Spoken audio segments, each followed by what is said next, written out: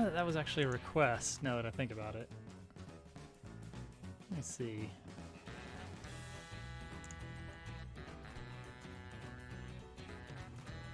Oh wait, yeah. He did want to be replaced with a Goomba. And I decided it should belong in the main area.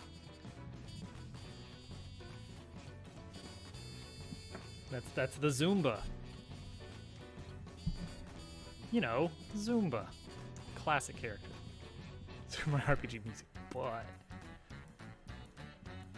Super Mario RPG music, but it gets faster every time Al identifies it.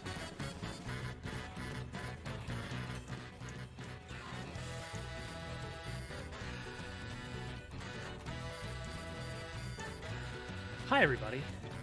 Happy Friday. Jazz Band is so good.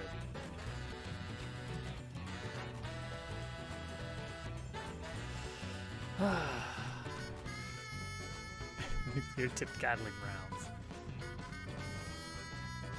A boost. A Geno boost. Okay, so I want to explain what problem I was having and how I solved it for now. Alright, so you got your idle animation. Now, the way that animations work in Godot is you specify every property, and it actually is changing those properties. Like the actual position here, like you can see it. It is actually in real time updating the transform of each of these sprites as it plays through this, which is kind of annoying in some ways. It was a good remake. I didn't even play it, but I just really appreciate it that they were so true to the original. Like even keeping the very squat character designs. I love it. So here in this animation, the only things I really need to move is the body, the arms, and the head, really. Actually, the head isn't even moving independently. It's just kind of the body and the arms. I don't even need the feet anymore. I'm actually going to take those out. And that is where the problem was. So, you do this, and it's like, okay, cool, animation. And then I added the talk animation. And this is a lot more complex. Like, I'm rotating the feet, I'm swapping out the face, the head region. So here's the problem. If I switch from the talk animation back to the idle animation when the character finishes talking, well then, we have an issue here, don't we? Nothing in the idle animation says set the head back to closed mouth, and it shouldn't have to. The idle animation doesn't modify the head, so it shouldn't be in charge of doing that. And so that's a problem. What do we do?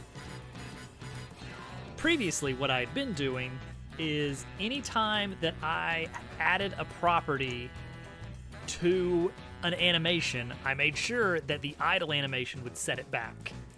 And that's painful to do by hand. So instead,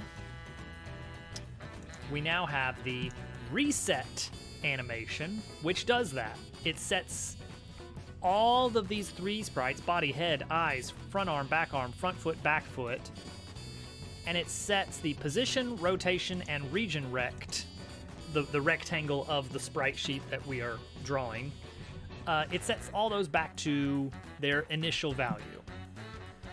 Now, there's a few things going on here. First of all, that's still a lot to set up, isn't it? Like in my player, my Dabblebot character, it's like there's a lot of different properties here, and I have to go through and individually add track, property track, select the item, select rotation, change it to cubic from linear. That's a lot of work. We can automate it in a few different ways, actually. Godot objects, resources, they're all just text files that they're plain text. They're sort of XML, but we can just automate something that does that. but it sure would be annoying to pull, okay, I got to pull the list of 3D sprites from one file and then update an animation in another file. No. We're not going to do that. So we now have our first ever editor script. This is a special type of script that the game doesn't run. It's only for use in the editor. I feel like this could be improved overall. Like, I feel like editor script should get added somewhere to like a menu somewhere. The way you actually have to do this is you have to actually open up, you have to have in view the script and then hit File, Run, or do the hotkey Control-Shift-X. That feels a little clunky. That's just a criticism of Godot as a whole. I think there's got to be a better way. Maybe not, I don't know. For now, I'm just gonna have a folder full of editor scripts so that hopefully we can just access those as needed. But what this does is it gets the currently open scene, in this case player. It looks for the node sprites and grabs all of the nested 3D sprites. It does a recursive crawl to get everything. It gets the animation player, which there gosh darn better be an animation player. And then it creates a new animation called Reset. And it iterates through position, rotation, and region rect, and sets the key value, that is to say, like what value this actually ties to, as whatever the current value is. So the idea is my workflow is going to be, I set up these sprites in a way that I like and that I'm cool with, and then I'm just going to open up the script, hit the hotkey, and it's going to create this reset animation. Now, why reset? Why not default? Apparently, reset is a keyword animation in Godot. Remember how I was saying earlier that this actually changes the value of these sprite setups? Like, their transforms are actually edited when an animation is previewed, which is super weird, but we're not going to worry about it. That is a problem, because if I were to go open my test scene, all my frogs would have open mouths as a result. Apparently, the reset animation gets automatically applied for the editor. So even though everything looks modified, and I guess kind of is modified, it gets reset when the game loads or when another scene is loaded, which is super cool. In addition to all that, dialog boxes, I now set it up to, when I'm switching back to the idle animation, instead of immediately doing that, I say, first play the reset animation, and then after reset animation finishes one time through, then you can switch to idle. And yeah, reset should probably be a lot shorter than 1 second, but we'll get there. It's fine. So yeah, all that is to make it easier for me to manage animations. Why does it need to be easy to animate? Well, because we're gonna have 100 of something. We're easily gonna have 100 different things, each of them with multiple unique animations, and so those all need to be easy to set up. I don't have to worry about, oh, you gotta make sure we set this property back at the end of the animation. No. It's gonna do it for us. It's gonna do it for us, and that's gonna be good. In fact, this whole dialog box thing where I do this, I should probably build a little helper function that says, safe set to idle, which automatically will switch to reset and then automatically set up this. I think that would probably be a good way to handle it. We could put that on some base class.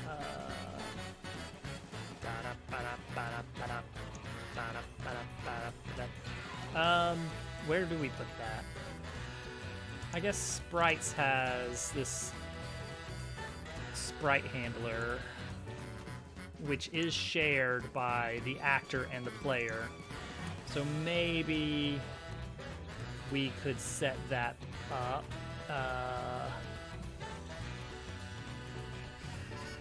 Could we set that up? Or is that too far to go? Is that too far? Because this is in the dialogue box, so it just has the actor itself. That's a little bit annoying. So maybe we do a little pass through on the actor side of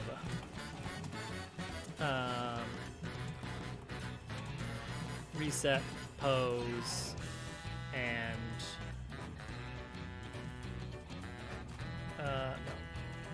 no, reset animation 2, and that will be on the actor level, which means we should already have access to the animation player.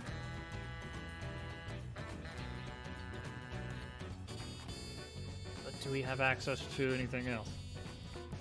Do we need access to anything else? Maybe not. Like, this is what we need right here.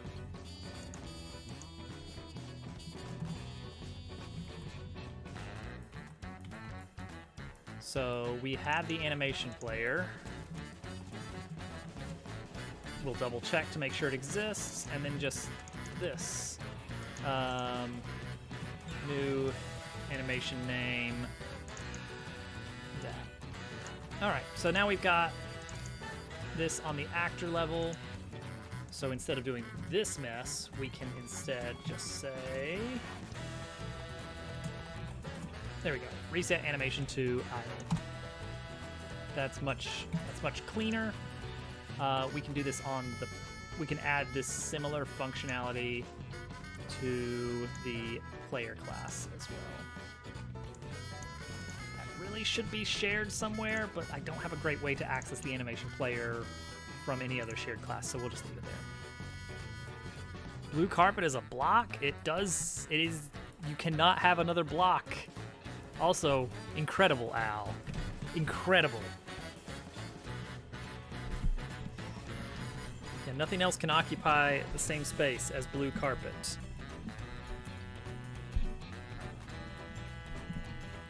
In the world of Minecraft, it's like one block can fit in a cubic meter and nothing else. So you cannot put a flower in the same place as carpet.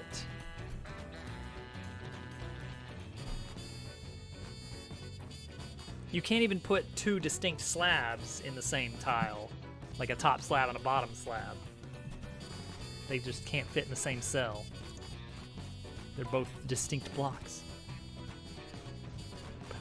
Actually, putting two slabs on top of each other doesn't even technically put two slabs there. It puts a special block called a double slab.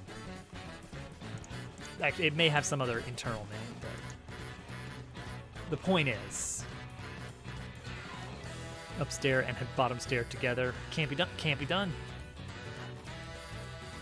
All right. Well,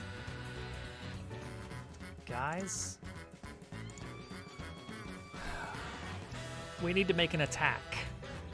We need to start an assault. This is, yeah, actually, you know what? You know what? We need appropriate music. Okay, how does he attack? Give him Chino's attacks. His main attack, as far as I have it envisioned, is spinning the back wheel.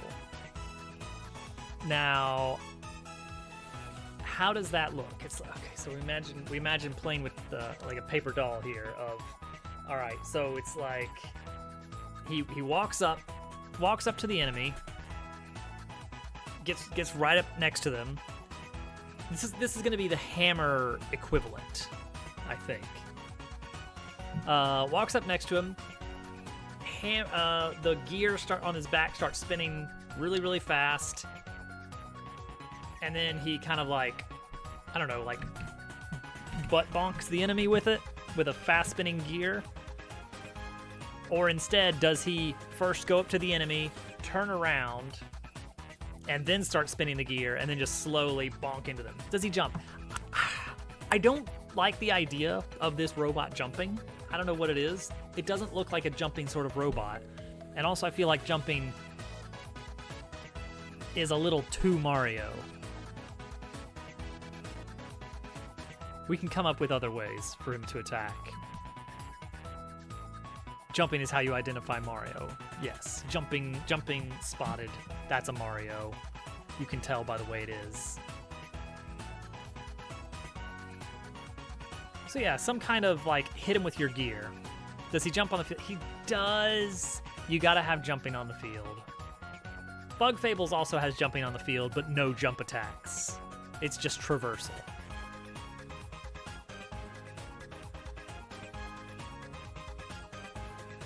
So for starters, he's gonna either... Alright, he's definitely gonna walk up to the enemy.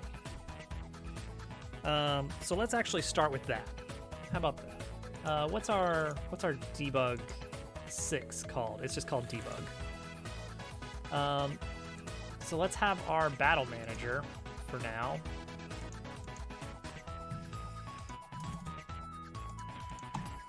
How in the world are we gonna do this? The robot can have a gadget to do pretty much anything. I mean, I guess so. That's true. The gear is the very visible gadget, the very identifiable silhouette piece that I think is important. And so that needs to be part of a main attack, not necessarily all main attacks. Yeah, that's true. I want the special attacks to be varied. It's like Mario's special attacks. Well, he's got his badge-based attacks, which are just like, it's still hammer and jump, but stronger because of theming. Like, oh, it's the ice hammer attack, it's the fire drive, it's the power jump, it's the multi-bounce, which is a really good attack. Whereas you have the once per chapter special attacks that you gain as you go that are the like, oh, you gotta really think about whether it's time to use this, and that's your sweet treat and your earth tremor and your power lift. And I don't know if we're gonna have an analog to that, but I think it would be really fun. That's a really good system. I'd like to come up with something that's a little bit different and unique, but we'll see. Okay, for combat, there it is. There's the battlefield. For combat, the idea is that I want to queue up actions. Inky, you gotta have your mana.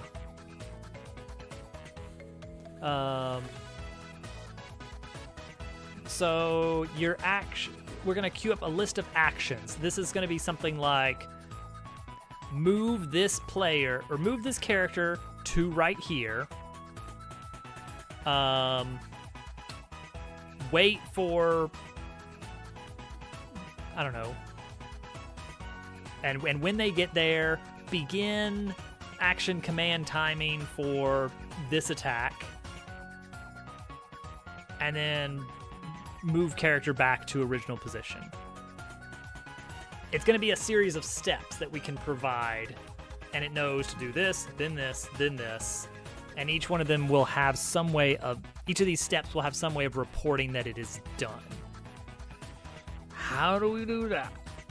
I don't know.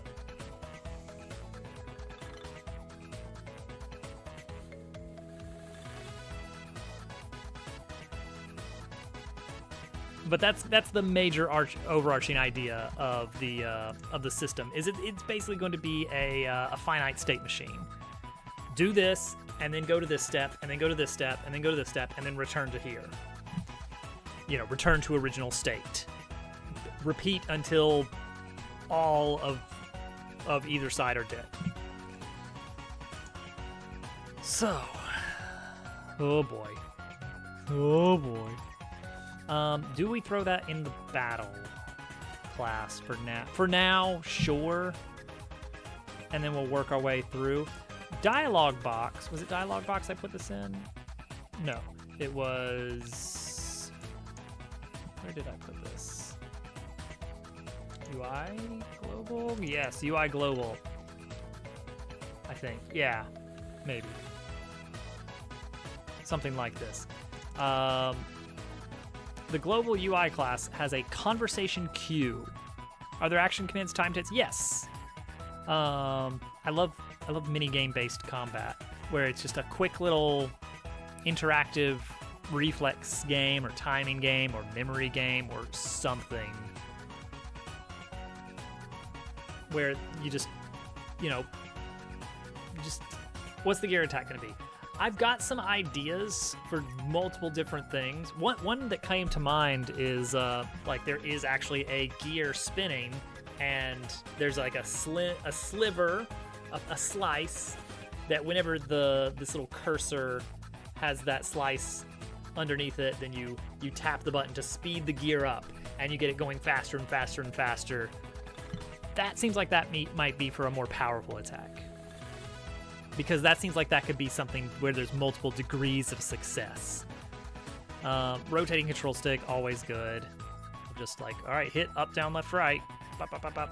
Or up, left, down, right to attack. It could just be a single timing thing of like, all right, stop the meter when it gets to this point to attack. And if you don't stop it, then oops, you don't do any damage. So there's going to be a lot of possible things that could go in there into that system. So we need to be ready for a lot of different stuff. Whatever we build. I think we can make mistakes here and iterate as we determine what we need to do. Once we find something that doesn't fit the mold, we shouldn't discard it. We should think about how to rework the system to allow it. All right, so we're gonna have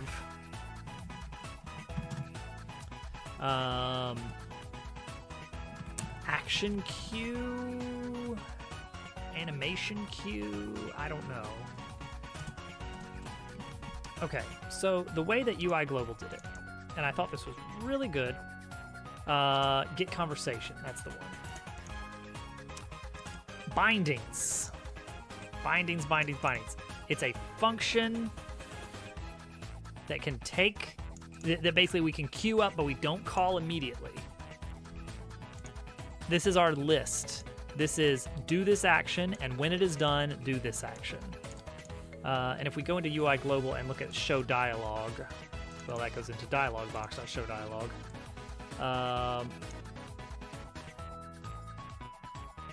Show dialogue is basically like, all right, pop this up. We are now in a conversation step. And then when we have closed that down, then we are no longer in that conversation step.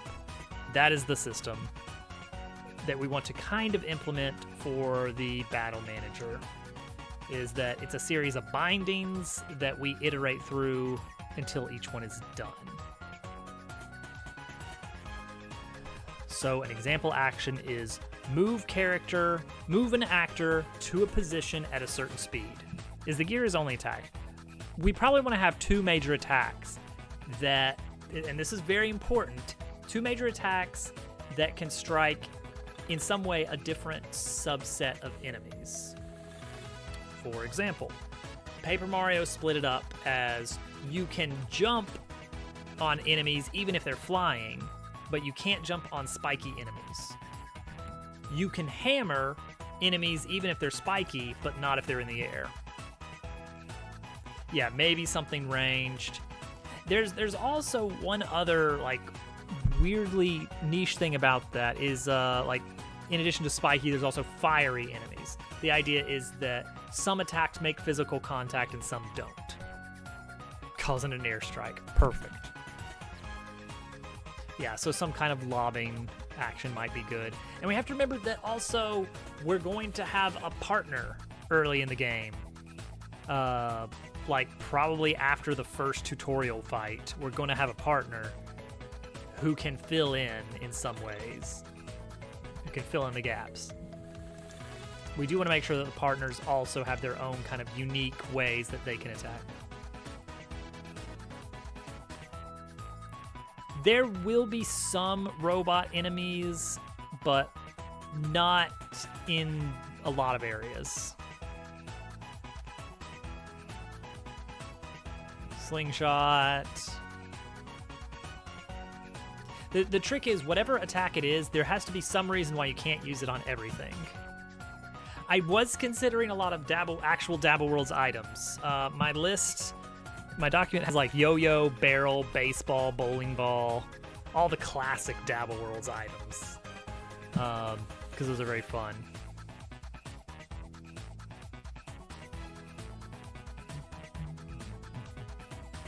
Yeah, it could have shields or like a helmet even. So it could be a very weak kind of pew sort of attack. Can't do a mallet. That's Mario's deal. Okay, action cue. Let's start with just getting him to move. Let's start with that.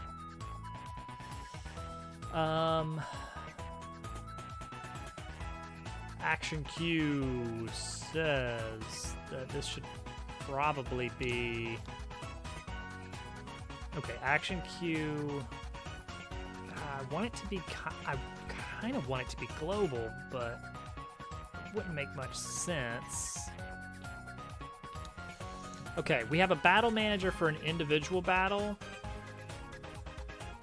and then we need another class to handle battles in general that we can just access from a lot of different places. So battle. I guess this should go under globals. Well, UI dialogue, where's that, you know? Let's put it under battle. New script. This will be called Battle Global. Put it here. And then project settings, make sure that is in fact a global.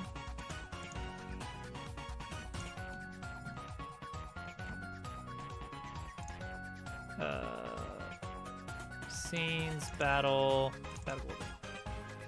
Add it. There we go.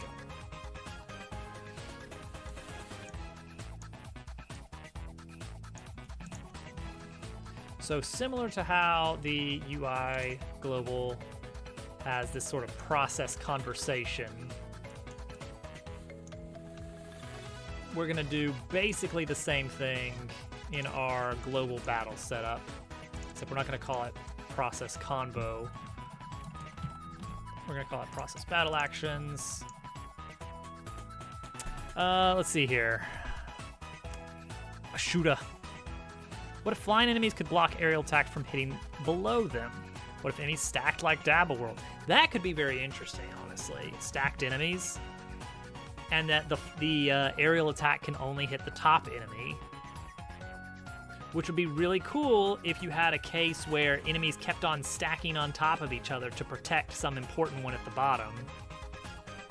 And so you've got to try and work your way in to take out the bottom one, because the top ones keep replenishing or something.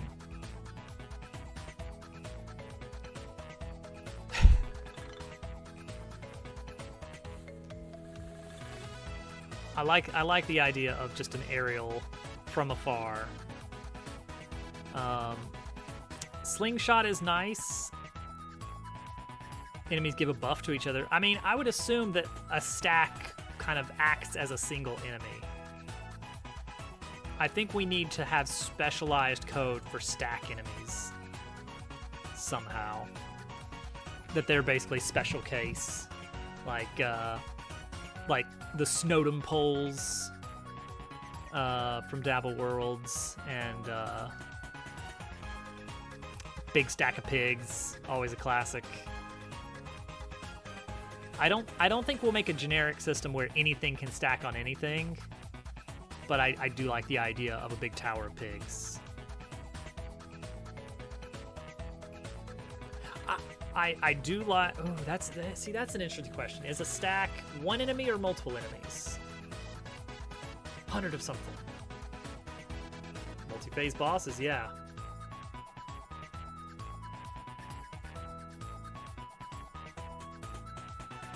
an enemy that every turn it shifts its shielding from above it to in front of it, so that you can't keep hitting it the same way every time.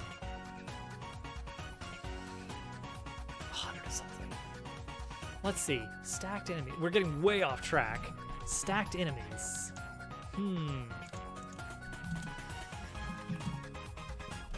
Let's see here.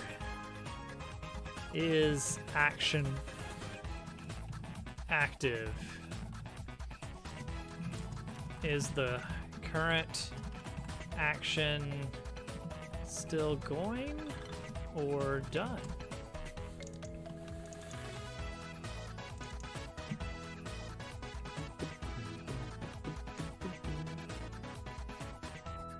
Gatling pig gun. Let's see. Like, if you had 3 pigs on top, the reason I think it'd be very interesting for them to have separate health is a special attack that's targeting. It targets all enemies in a column. So if you have stacked enemies,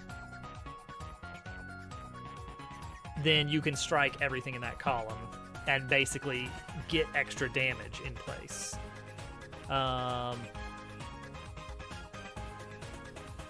Yeah. Like giving the player ways to kind of feel like they are getting away with more damage than they should be is good. We like that. Cruise control for a cool level. Ain't that the truth? Alright, so we were gonna put this here, but now we're not. We're gonna put var action Q.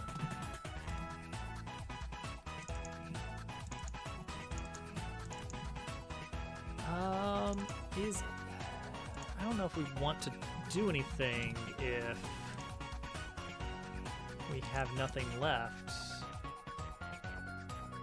That would be a weird situation to just have no... I guess that can happen, though. Alright, so that's fine. Yeah. Call it, remove it. There you go.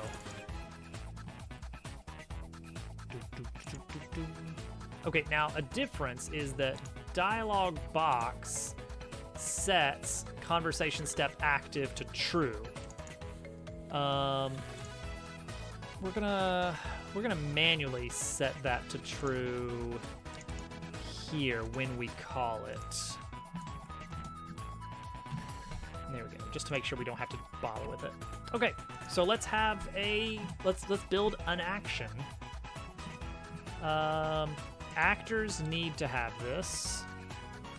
I wish that frog actor and player had some better shared code.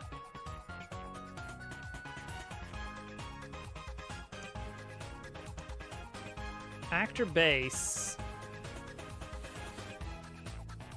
What manages the movement here? Upgrade to hit taller stacks even, yeah.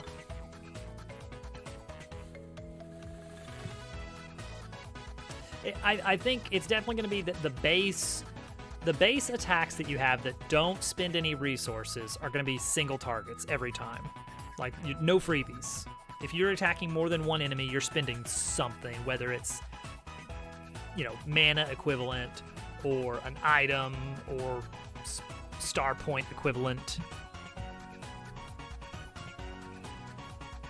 Oh, Germdove, you've fallen for the classic blunder. Oh, Al as well. Oh no, do they know? Oh, ah, it's a pun name. It's his conquest. Classic.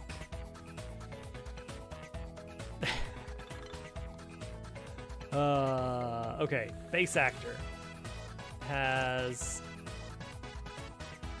what does base actor have? How does base actor move? It's it's the path thing. Let's go into actors, base actor. Patrol Cycle. Yeah, it's a special class here that moves the actor where it's supposed to go. Never lost a DKC race. Amazing.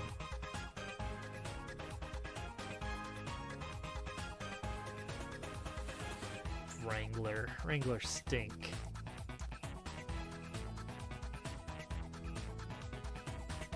I don't think a lot of these have. It's a big stinky. I don't think a lot of these have V at the beginning. I mean, actually, no, that's false. That they don't most certainly do. Ooh.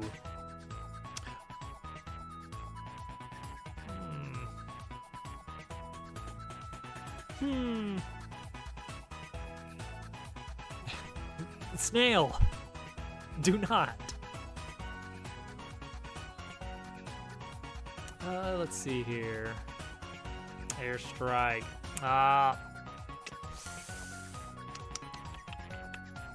No way. And yet. See, this is perfect. This is move towards a position. That is definitely what I want. I do want that. Move towards a position. I want that for the player as well. How do I get that for the player?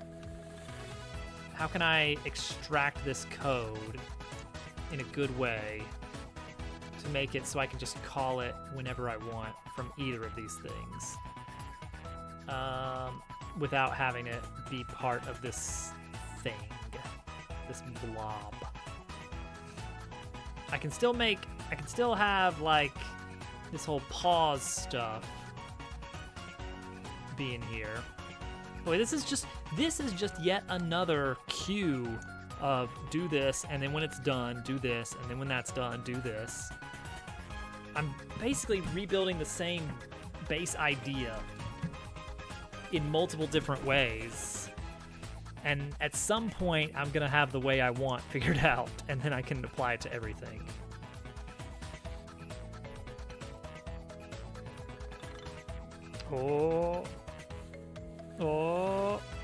Oh, I think Dooku might see it. Not actually too bad though.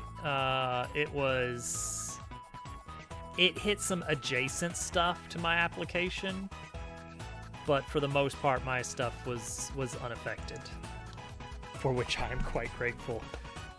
Germ Dove, on the other hand, Germ Dove was up in all odd hours of the morning dealing with it. He was having a grand old time. Hopefully you guys didn't get too much extra work as a result of it. Yeah, go to thing at a speed.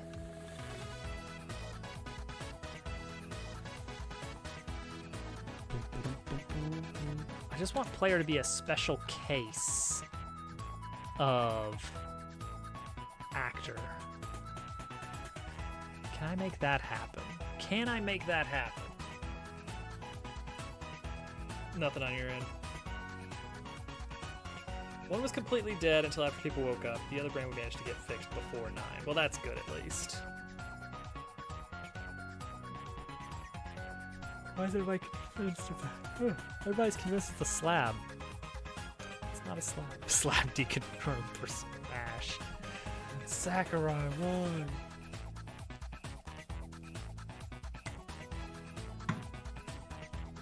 Okay, what does the player code even do? It does...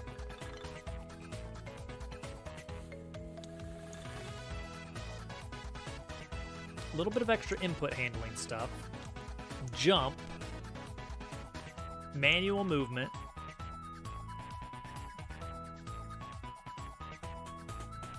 Manual movement if you're not in a battle or dialogue box. And then everything else is the same as regular. I think we can make this work. I think we can make player extend off of the base actor class. It's going to be annoying, but we're going to do it because then we don't have to keep the code in two separate places. All right, how do we need to do this? Start with base actor. There's base actor, our little placeholder. Scene, new inherited scene.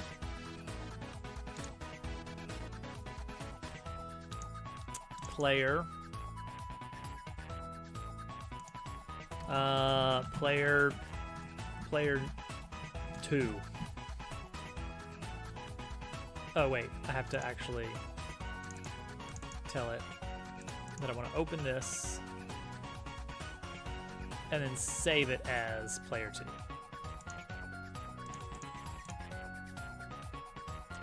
And then we're gonna try and move over a bunch of stuff pretty soon after that.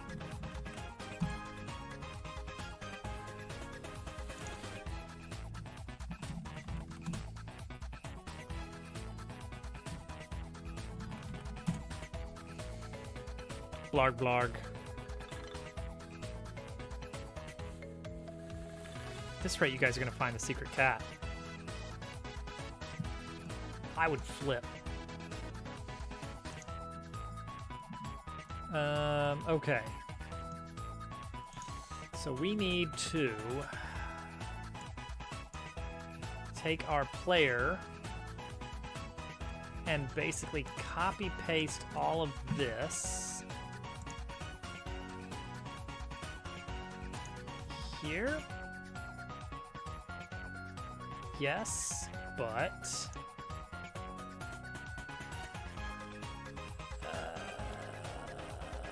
okay, there's a weird thing you have to do on Animation Player. You have to like switch it to a new library.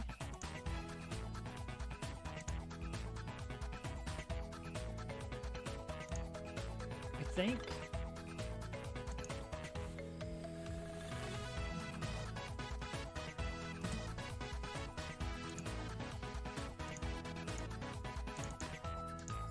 Or no, make unique. Maybe that's it. How does this work? Yeah, Frog Actor has its own little special animations. All right, I'm gonna see if I can edit this directly against my better judgment. We're gonna try this at least. Okay, hold on. This is gonna be a nightmare. Let's see here. Oh gosh, it's this. Okay, at least it's not actually XML. All right, there's animation ANJAJ.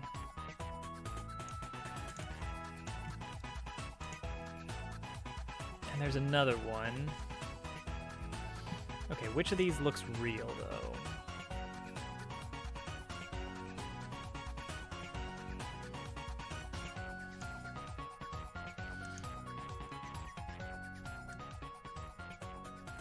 I mean, this one just has like 32 tracks, so that may be the correct one there.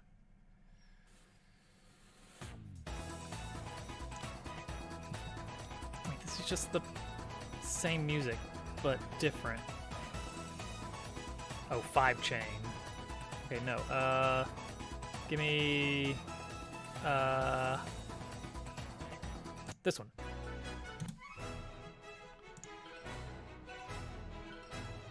Little angry guy. Kirby. Kerbo.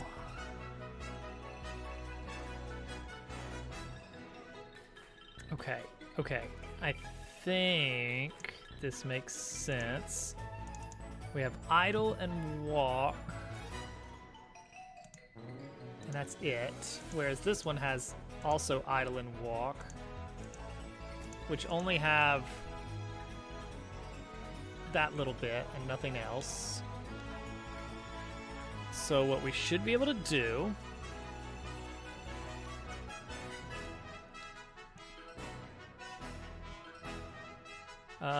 okay, this animation, okay, that's spin. Here's the idle. Here's the wrong idle. So I'm gonna take this other idle track. This is really a dumb idea. Sub-resource animation. And it just goes and goes and goes. 1, 2, 3, 31, 32, 35, 35.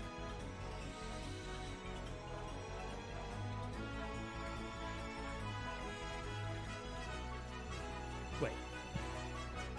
No. Let's reset. We have idle, which should have 5 tracks, and walk, which should have 5 tracks. Okay, this one is resource name idle, which does in fact have 5 tracks. So if I take everything after the brackets and before the next one, and look for the next idle,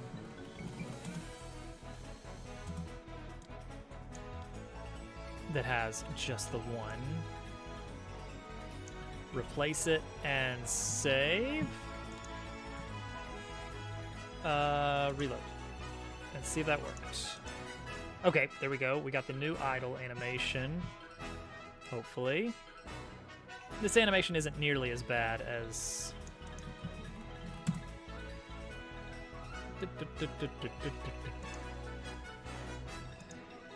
the frog animation.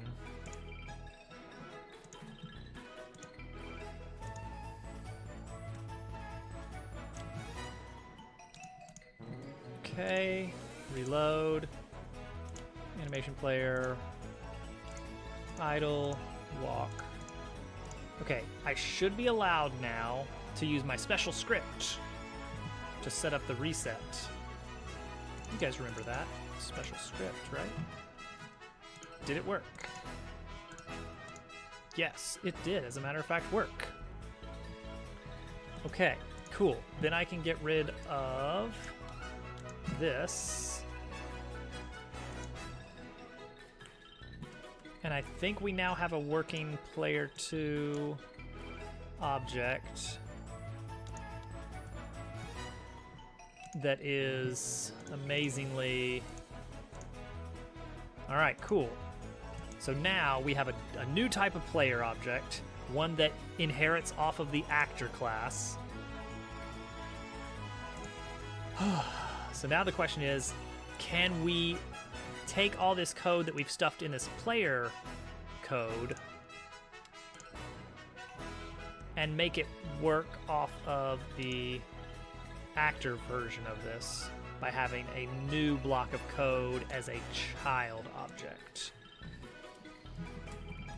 So we would need a player manager. Sure. And then attach a script to that.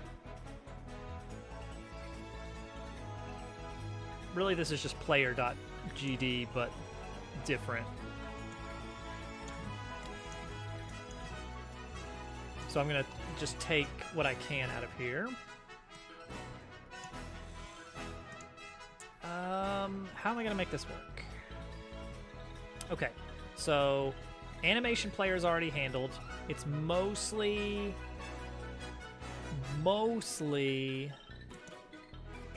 this stuff right here.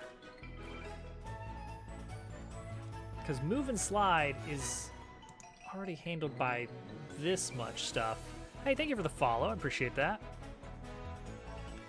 And the velocity, the falling stuff is already handled as well. So all we want to do, as far as I can tell, is just handle the input stuff from the player code right here. Reading a book, reading the documentation.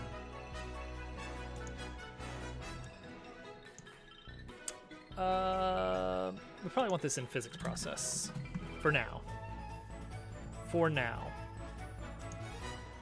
Probably not forever.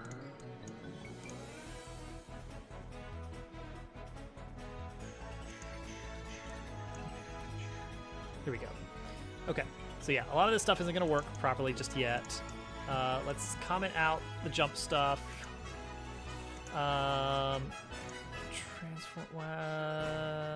Input direction. Gotta get the input direction.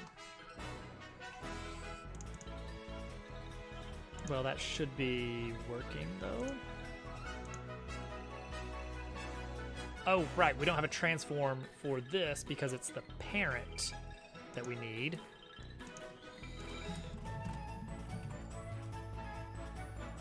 You have a TikTok. Okay, so we're gonna do parent.transform. We're gonna do parent.velocity.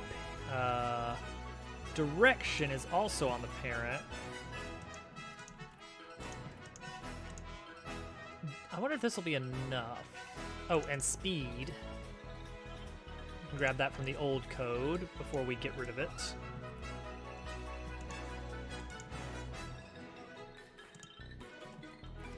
Okay. We're gonna try and get rid of the player from here.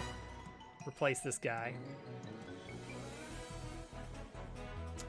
So we're gonna pull in our new version of the player class.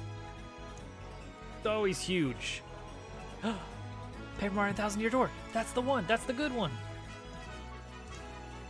He is Xbox huge. I'm assuming that this guy was also scaled down. Directly translated full-on Cody. Heck yeah. Python is fun, and I suck at it. What is the deal with the scale on this guy? Do you have a weird scale? Do you have a weird scale? No, you're just weirdly big. Why are you so big? Why is he big? I don't understand. How did he get to be so huge? Okay, 0.23. Let's try scaling him down. Yeah. Python. Just ask why someone is big. Python is good. It is very powerful and very fast to write. And I should be a lot better at that than I am. Well, now look at him. What's going on here? All right, hang on. Let's swap the camera here. All right, that looks about right. Okay, there we go. Now we're talking. Now we're talking. Move the camera onto this guy instead. Get rid of this guy completely. And let's just run it and see. Nope. Immediately cannot work. Direction on character body. Don't have it. Don't have a direction. Well, I mean, I know that character body itself doesn't have direction as a property, but this version should. Right? Oh, wait, no, that was just a player thing, was direction. Where's direction? Who made up direction? What is direction? Oh, direction's right there.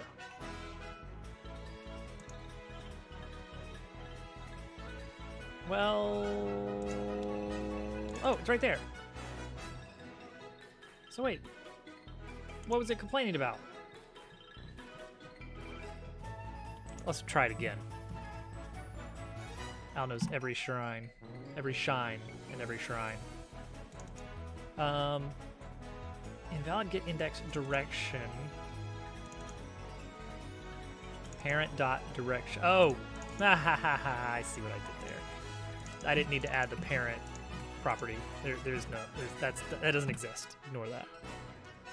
That would be a really dumb one, but maybe. Okay, that's progress. We lack the proper collision box for one thing. Collision shape. We're gonna copy this here. Whoops. Never mind. Collision shape. Should be a cylinder of these properties. Can we add the secret category? Never. Can I copy this and then go into here and say, hey, where's your collision shape? And then say, pop, there's my collision shape. What do you think about that? Uh-oh, there's something a little bit bad going on here, but we'll deal with that at some point. Player also needs to have the proper group set up. Chip! Welcome in! Big Boy Games! How is everybody? How is Raft? Oh, and you switched back to game dev for tonight. Nice. More trees of wisdom. How many trees of wisdom do we need? Welcome in, guys. For anybody who doesn't know, the Big Boys Game team is working on a game called Starground. Actually, it's in the shout out right there, and there is a Steam page you can wish list and get an eye on what's going on with that. It is very Factorio-esque with a little bit of a twist, a little bit more Starground work at the end. Nice. It's looking really good. Making sure I'm being wise. I am being very unwise. I could be making progress, but you know what I'm doing instead? I'm refactoring code under the flag of, oh, I'm reducing repeated code. I'm getting everything under one umbrella, and that's a worthy use of the entire night of development. There is also a Kickstarter for it now. You can get yourself in the credits. The Eternal refactoring about it. It really is a fight, isn't it? I think it looks really slick. So I've broken everything temporarily. But I assure you, hang on. I assure you, we'll get it all fixed really, really soon. So you can see just how great it looks. Oh no, what was the name of the group? Player is the name of the group. Okay. We're good. Manage groups. Player. Put player in the group. Okay. It makes me feel a little bit better. Ignore the errors. They're actually supposed to be there. It's fine. I had my first foray into editor scripts yesterday. What happened to player one? We're deleting player one so that everything will inherit off of the same base scene and player. So there's player two. They're basically the same, except I did a little bit of retooling, and now we have actor as the base class for not just NPC. For some reason, I don't know why, but in the beginning I had my NPCs were off one base class and my player was its own separate thing. And that's not how I should be compositing any of this. So now I'm splitting the logic out, and it's gonna be useful for a few different reasons. But let's see if this works at least. I am making... Oh, everything exploded immediately. I'm making a game that's very similar to Paper Mario. The old Paper Marios. Looking at you, Color Splash, and Origami King, and Sticker Star, and Paper Jam, I guess. The good ones, yeah. The first two Paper Marios were the good ones. Yeah, besides the crashing. There's a really slick dialogue system. Oh gosh, and now everybody's got their feet stuck here. Don't worry about it. Oh gosh, that's not supposed to happen. But yeah, like I got the nice little like paper thin sprites. When did we get started on this game? We got the base stuff going like a couple weeks ago. The dialogue system is what I've spent most of my time on for the first couple weeks, and I can't even show it off right now because we're in the middle of a refactor that broke all my player stuff. Hang on, let's just see the crash and see if I can figure out what the problem is. I can't get interact objects because player doesn't. Oh yeah, okay, we're good. Because player doesn't exist anymore, so I need to grab these globals here, and throw them on here, maybe. No, wait, no. Well, maybe. Let's just throw that in there for now. Interact objects.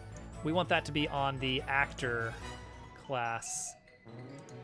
Oh, this is the actor class. Ah, perfect.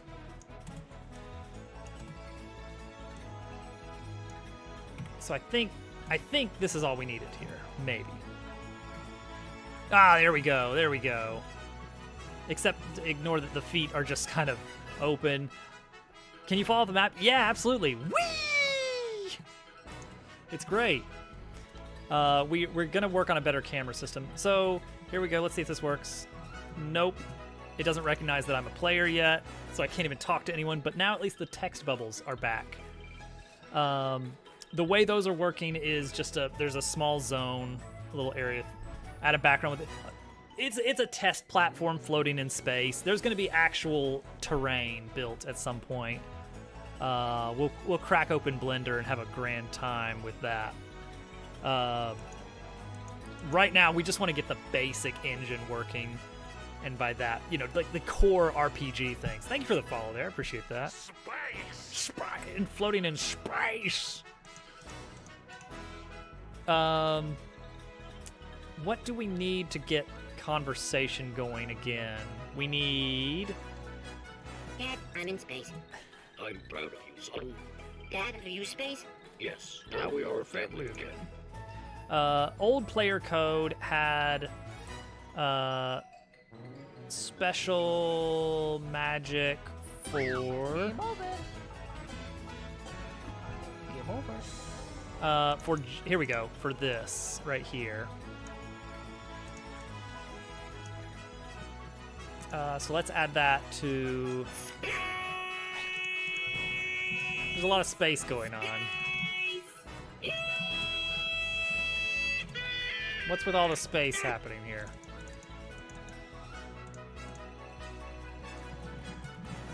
Okay, I think we can get away with this.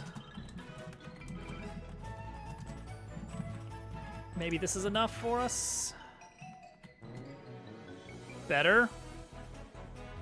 Interact objects doesn't exist on the parent of... What am I looking at here? This is actor base? Oh, well, my mistake. Get rid of that.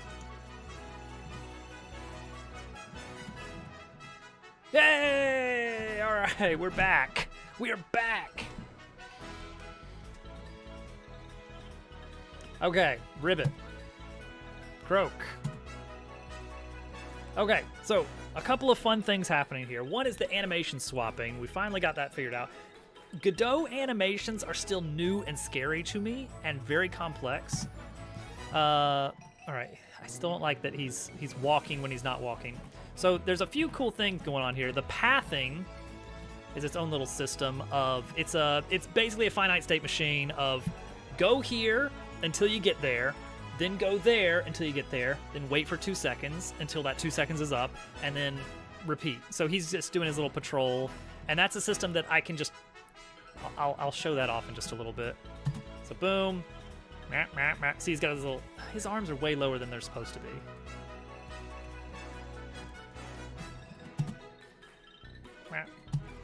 There you go. Perfect. Incredible. It does. All right, here's what really threw me off, and this was the whole reason I got into the editor scripts. Thank you for that other follow. I appreciate that. All right, editor scripts. I'm excited to learn about editor scripts. Automating. I am not going to sit there. All right, here's what went wrong. Here's what went wrong for me. Here's my little frog. Here's my little NPC for the first town. There's going to be a bunch of different frogs. We drew a ton of frogs. Let's see if I can pull up some frogs here. Frog. Look at all these frog pieces here.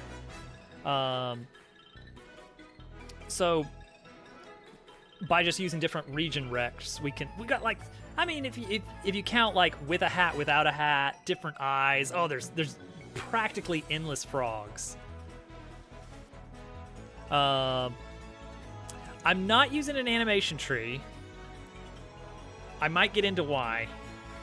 We're gonna see. So,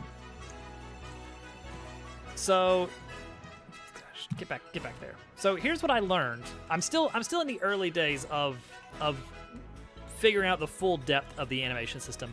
I did use animation tree in a different project. I feel like I barely scratched the surface on that. That is one thing I'm noticing is all of these systems are very deep, but also, very powerful. Custom part systems made one for weapons. Well, nice.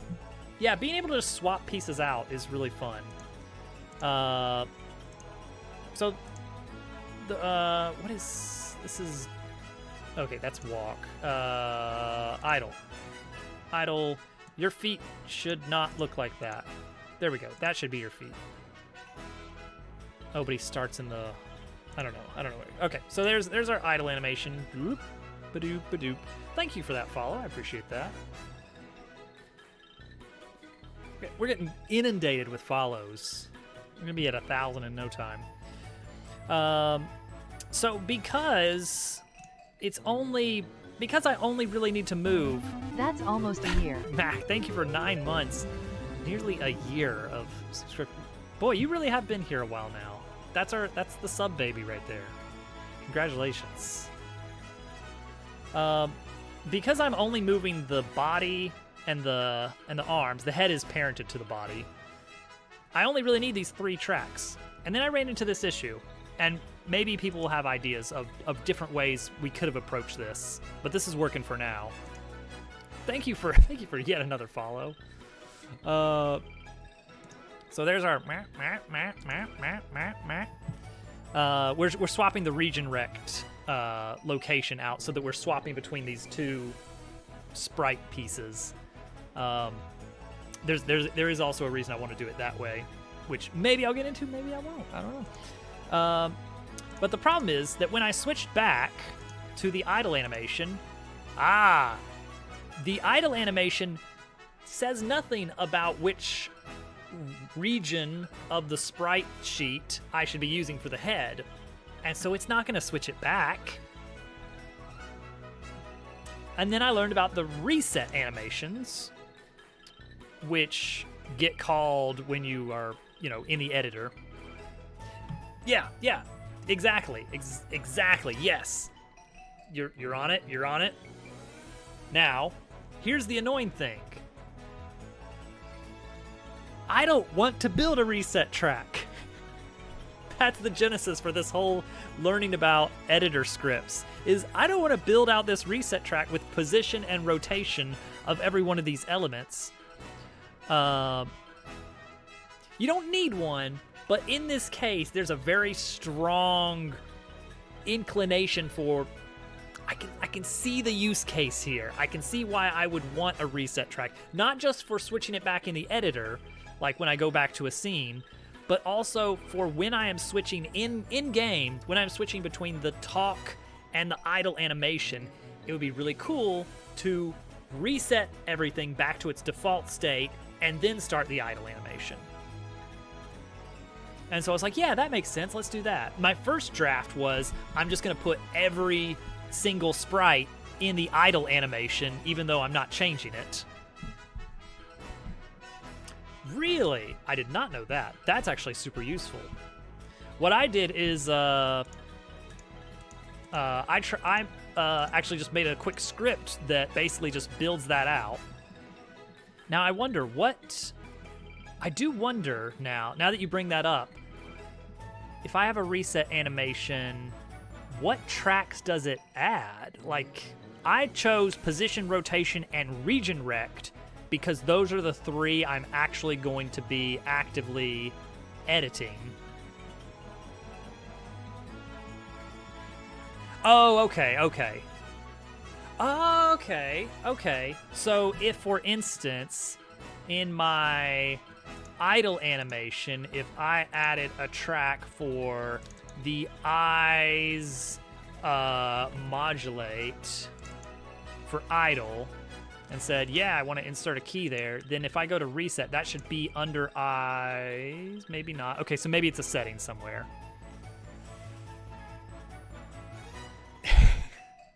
When you add a track to the animation, it grabs the current state, adds it to the reset animation if it's not in there. So that was me adding modulate. Where was this? Okay, so it's there is a setting somewhere. We'll find it. Regardless, that was a very cool way for me to learn about, like doing that little quick scripting project was a very fun way for me to learn about editor scripts. Maybe in the time, let's see here.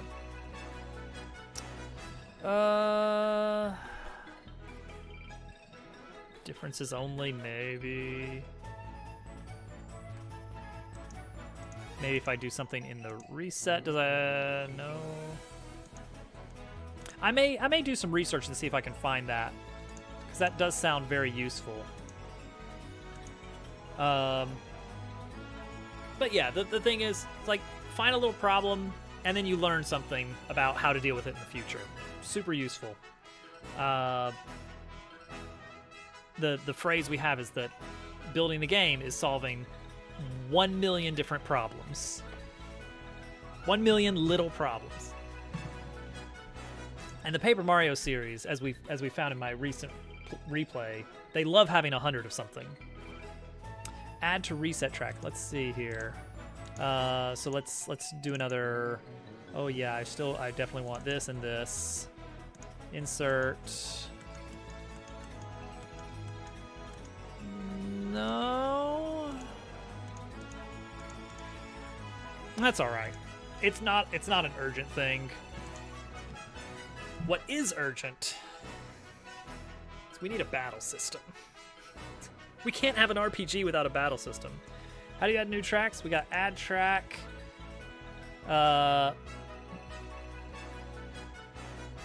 It's just the multiple different things here. Do I use the keyframes button for that? When I'm adding a track, I'll usually just hit add track, and I'll select either position or property depending on what it is. Go to the properties of the sprite. Oh, is there going to be like an option here when I do it? Like if I say, okay, I want modulate and also... Oh, not that one. Oops. On the right. Oh, no. Oh, the inspector.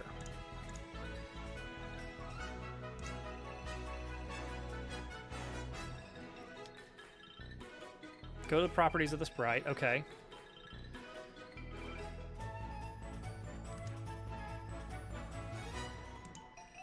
All right, so I can grab the path. I feel like I could, like, yeah, you should get a little keyframe icon next to the properties if you are on animation. I see a key that might be, and it allows you to create the reset track. There it is. Whew.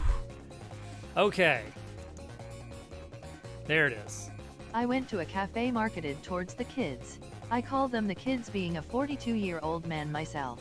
I ordered a 7-Up. They said, we don't have that. What do you have? I asked. We have a Skibidi Fizz. I left with nothing. Skibidi. I think that's the Amish fellow. that sells homemade bread. All right, we are not listening to a 30-minute extended track of this. There we go. Now we're in a battle mood. Those keyframe icons are good to add new keyframes. That is pretty nice. Put on 30-minute sad song. GQ. I have a special, not task, but something for you to think about. So during Dupu's charity stream today, I made a deal. With Dupu. If I die in Alquest, I will become Skip a Die. Oh, we're gonna do a little Nintendo power break. All right. We'll do per Al's request. We'll switch to the Bowser fight. So GQ, I pulled some strings, and Dupu agreed to my terms. The takeaway is I have earned the ability to choose one game for him to stream. No, it was different from the 6 donations. It was a different thing. I talked him into letting me pick one game for him to stream. And so I need to think of something. Like, part of me wants to use it on like a game I think would actually be interesting to watch him play or get him hooked on. Or something very chat interactive, you know. But also part of me really wants to just give him something terrible. Whether that's terrible because it's just a very scary horror game, or terrible like Skunk Bundle for the Wii U. Make him play Roblox. We could do that. Dupu Fortnite stream? Alright, we're going to take a little break here. Mac has redeemed a Nintendo Power Break. So we're going to switch to big camera here, and let's take a look. I've got my volume 79 from December 1995. So we've been peeking through this one a little bit already, but it's a long magazine.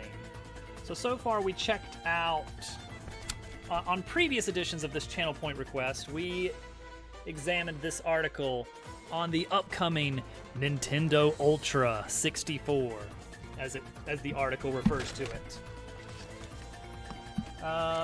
Let's see, what could we look at? Let's take a look at table of contents here. See what we've got that we could see. There's always Player's Pulse, which is the write-ins about things that people want. In Volume 75, we asked you to send in your ideas for dream games. Should we read what people's dream games are? We got a little bit of fan art here as well. Look at this. That's coming in great. There it is. Little Yoshi, because they used to draw on the envelope. Wow, GQ.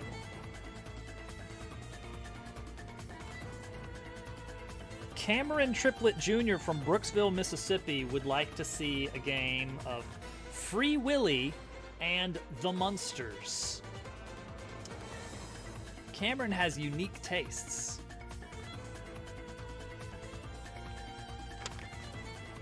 Let's see here. What else we got that we could look at? Oh, everybody like Donkey Kong Country 2? I mean, I like Donkey Kong Country 2. This is a long article on Donkey Kong Country 2. We've also got Earthworm Jim 2. Oh, I never use this special offer. Buy the Super NES Killer Instinct game pack, cover $3 postage, and this baby is yours. It's a hat. It's a baseball cap. We have an article on Wario Land for the Virtual Boy. All right, what are the maps going to look like on this? Did they do maps? They did do maps, and they are not just red. I love I absolutely love, if I can get this to not blur. Wait for it. Come on, come on. Well, that might be as best we get. I love maps in Nintendo Power magazines. They were so fun. I would just stare at these for hours as a kid. They're anti-Hollow Knight. It's like for games that I never wanted to play, but I loved looking at just the maps and just looking at the different worlds. I'm less interested in this one, which appears to be the Super Nintendo port of Waterworld. It's a tidal wave of action. Kids like Waterworld, right?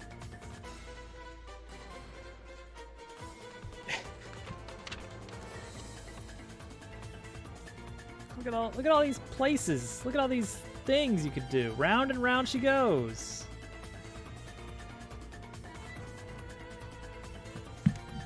All right, sounds good.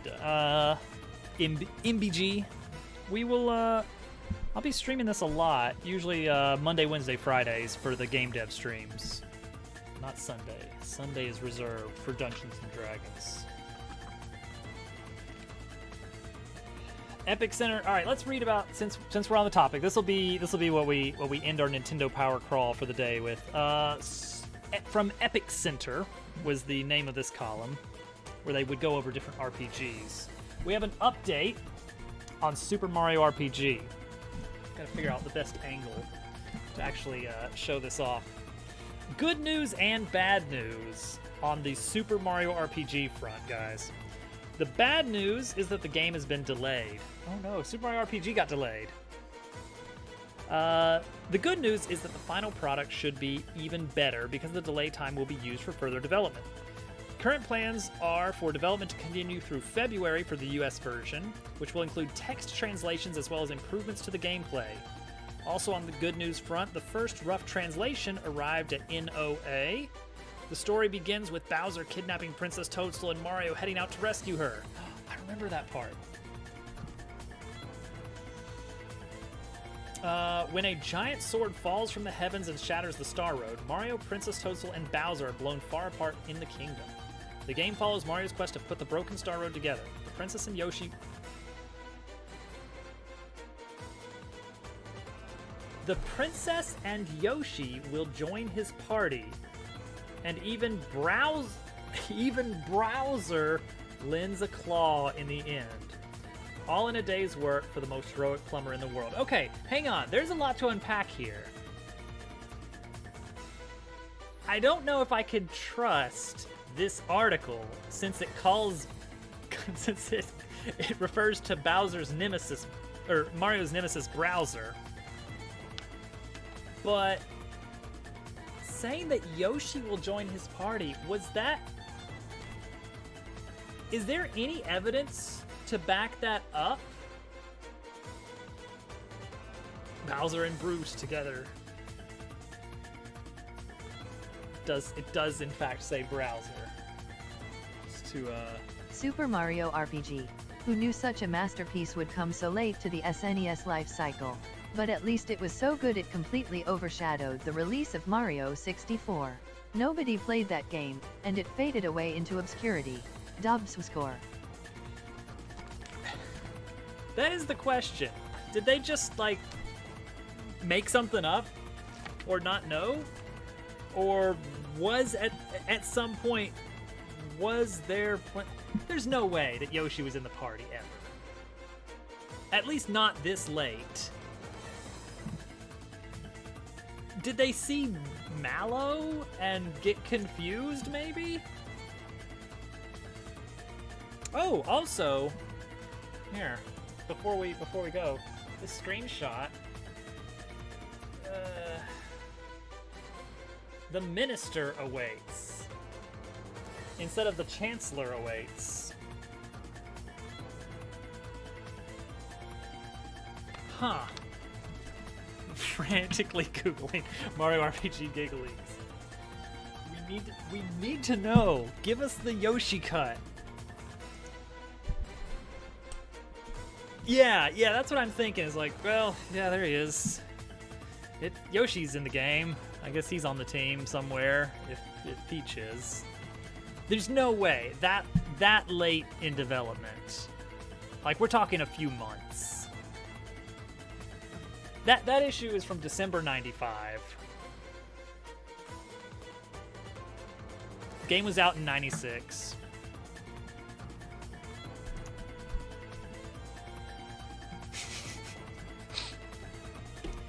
Everyone wants to know all about Fat Yoshi and nothing else. Okay, I need to be a little bit on my toes here, because this is about the time of night that Little Toadette has been having a little bit of a night terror stir. Horrifying prototype Yoshi.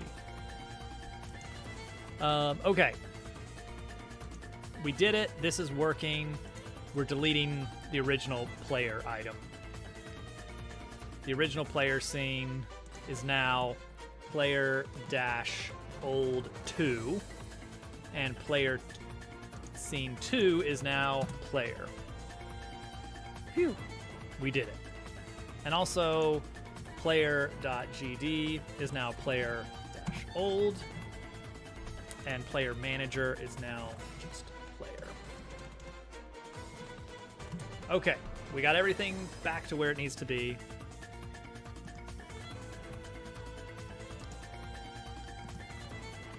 Oops, there's one other thing, which is that player scene needs to be just called player. Yeah, she doesn't remember it in the morning. She doesn't even know what's going on when I go down to comfort her.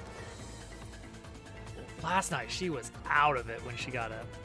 She woke up, she cried a bit. I went down to see her, and then she just looks at me like, "Can we go downstairs?" Keep in mind, we're downstairs. It's like, what are we going downstairs for? To play? Like, go back to sleep. It was not, in fact, the Forest Temple. And there was one other thing, like, I went down a second time and she had an equally just, like, disconnected, like, I don't know where I am kind of thing.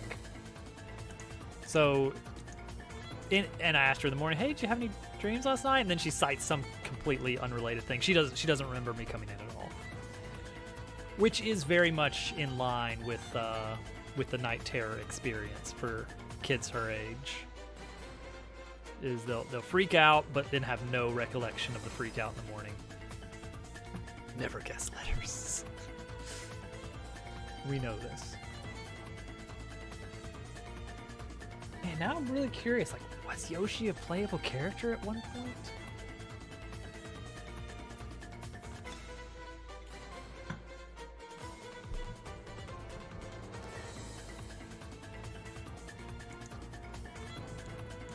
Hang on. Nintendo Power, Super Mario RPG, Yoshi.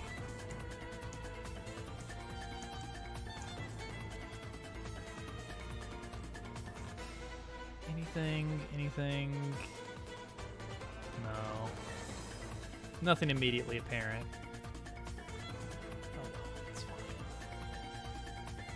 fine. It's just it's an article, a misinformed article. That doesn't mean that there's actually some hint of an actual playable Yoshi at some point during development. It does make you think. Okay. So, battle system. We're gonna have a queue of actions. Each of these is gonna be a bindable or a callable function with its parameters already set up and bound that we're gonna call and set a flag to hey, an action is currently active.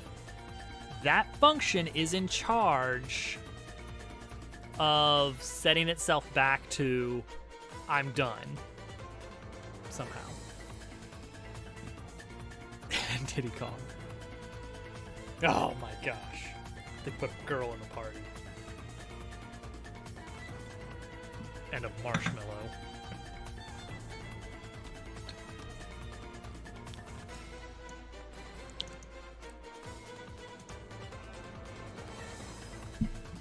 Okay. Let's do the debug.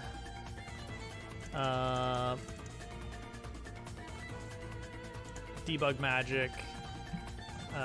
Get. What is it? Is key, is action pressed. Debug. That's our button 6. So we're gonna have an action called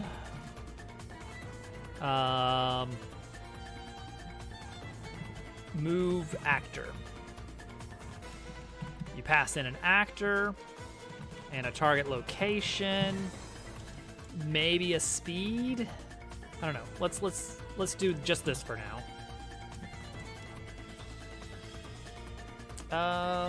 And what does this action do? It prints the word test.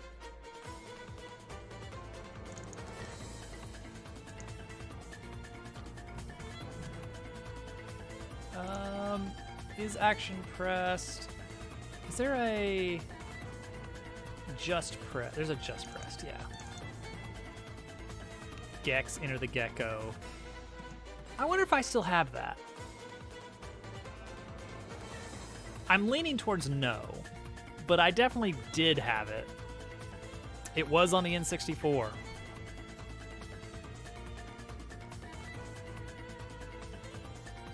It was bad. It was rough around the edges, and man, Gex just doesn't shut up with his pop culture references that are intended for people like 10 to 15 years older than the person who is likely playing the game.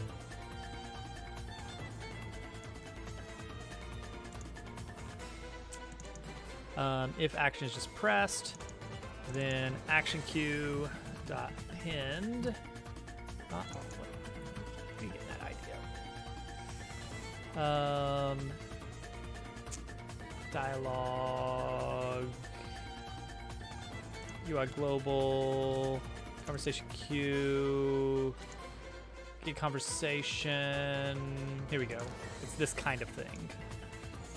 This is the shape. This is the shape of what we're appending.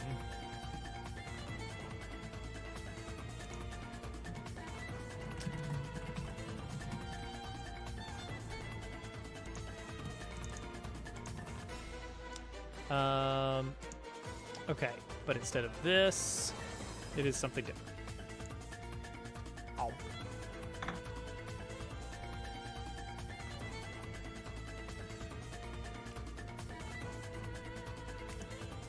Okay, scene, battle. It is... Oh boy. How am I going to access this?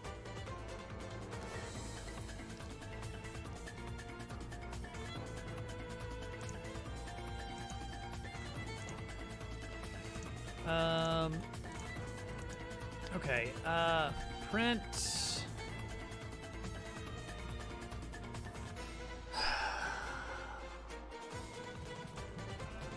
Get node.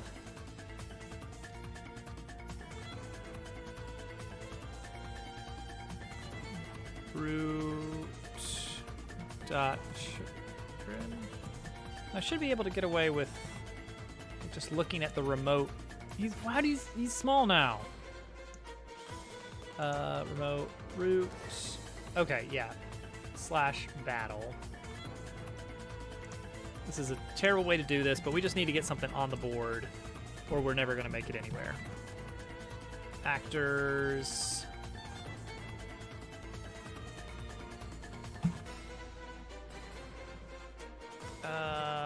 Again.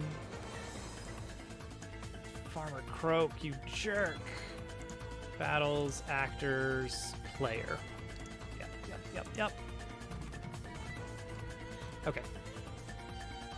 So let's do that. Make sure that we get the node we're expecting. Yes, player. Perfect. player. All right, let's get a different song up here. Ooh, Yoster Isle. Swim through 5 rings would be a better. You know what? Yeah. To the point. Okay. Move actor. Dot bind actor to a position plus vector 3 dot right times 2. So we're just gonna immediately move this guy.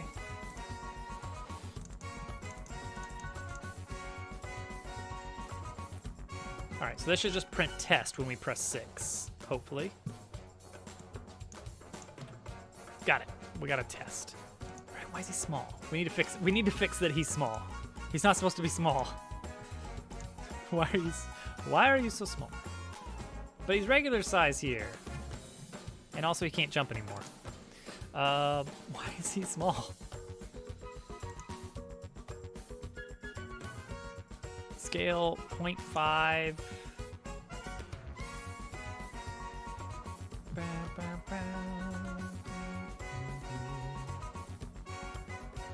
All right, let's reset this to 1. And then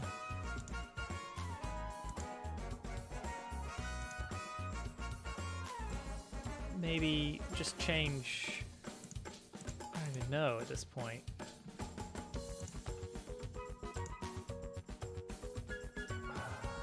So what if I do this now?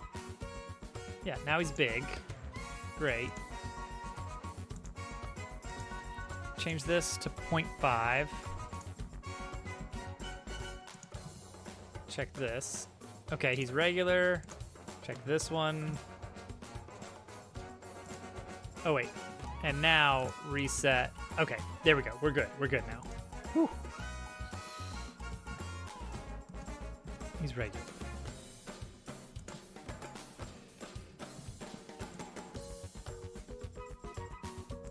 All right. So now what we're going to do is when we need in the battle system to move an actor, that function is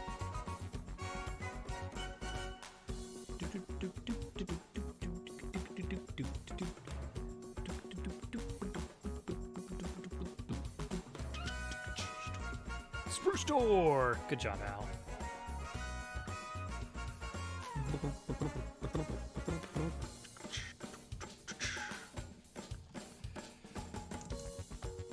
Move actor, position actor dot position equals target location. And then is action active equals false. Go. Okay. Wow, we did it. Okay, we can move a character badly.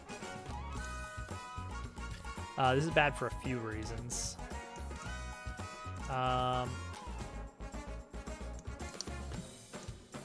This should not be the one that this should be the one that reports back. I want it to move towards, so I should be able to velocity my way towards that target location. Move toward. How does move toward work? Ah, I see. It is probably Snail's fault. Don't worry, Al still got 1 million. So we're in good shape. Okay. I'm trying to come up with an idea of how to organize this in a way that I'm gonna like. A way that passes the vibe check. Because what I'd really like, and I know it's because I'm not really thinking in a Godot mindset. I still haven't quite figured out what that is yet. What I would normally do in a more inheritance-driven system, like C# or TypeScript or something, is I would have a class that is basically a battle action, you know, a stage direction, along the lines of move the actor to this location. And what it would implement is it would have to say, all right, when this action kicks off, do X. Every frame, continue to do Y until condition Z. And all of that would have to be in place for it to be counted as a full action. So a mound of dirt, yes, it's a good mound.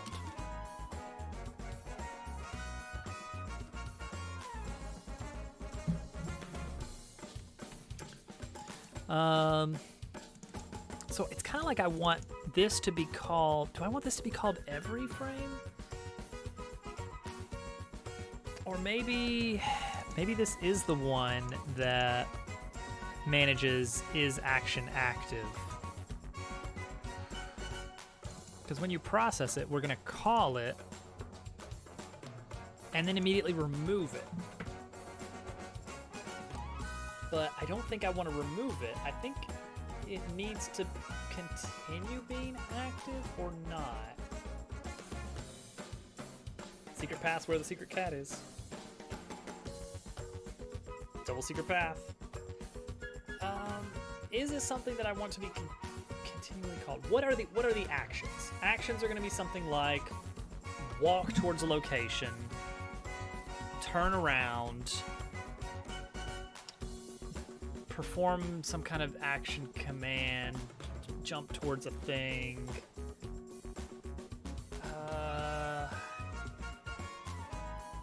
Is it a function that represents what is happening every frame during the course of that action? Or is it something that represents only setting a flag and then being done? Because if so, if we're just setting a flag, that's equivalent almost to... Yeah, maybe this is something that just has to be done every frame.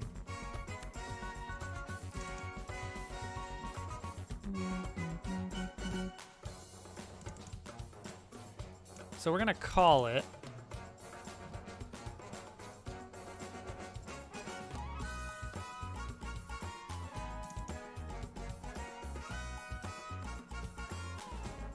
another disaster. So we're gonna retool this a bit. We're gonna say if there's nothing in the queue, well then move on. Otherwise, if there is something in the queue, then gosh golly, you better call that function. That function in turn may set the flag to false.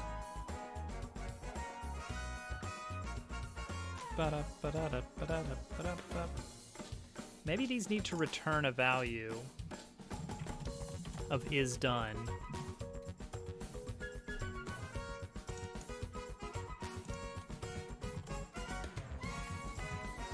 If is done, then remove it from the queue. And then what does is action active do at all? Do we care about is action active? I don't think so. Because we're just going to be calling this every frame.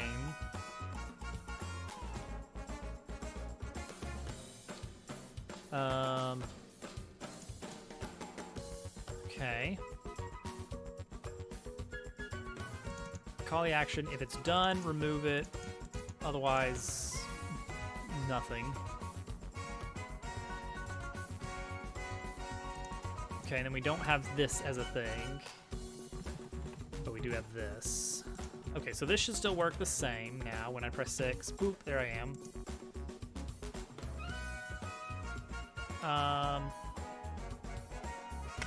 And let's add a print action done, just to make sure we're getting to the end of that. We are, okay. Okay, so what we can do instead of this, let's temporarily actor.position equals lerp. Actor position towards a value at a low rate. And if, and then, no, then just return actor.position.distance to target location less than 0.01.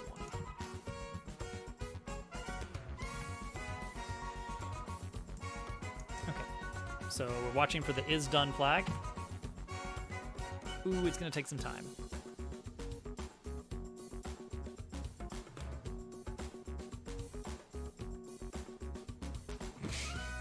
All right, instead of lerp,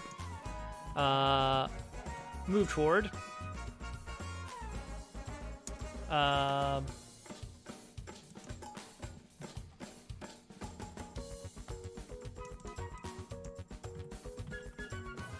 See if that works. I don't know if you, nope, you can't do that. Can't do a vector 3 to float. That makes sense. How do you do that then? How do you actually move toward with a vector 3 in Godot?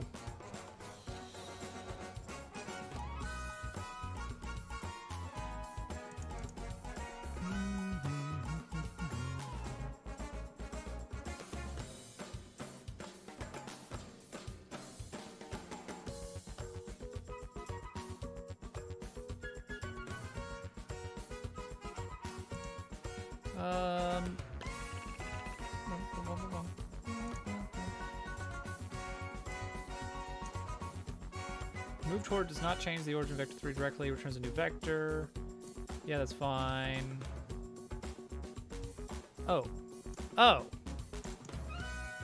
Oh, I do this dot move toward target location. Okay, I think that's what I'm reading correctly. There we go. Perfect. We don't have the is done flag though. Probably because this is...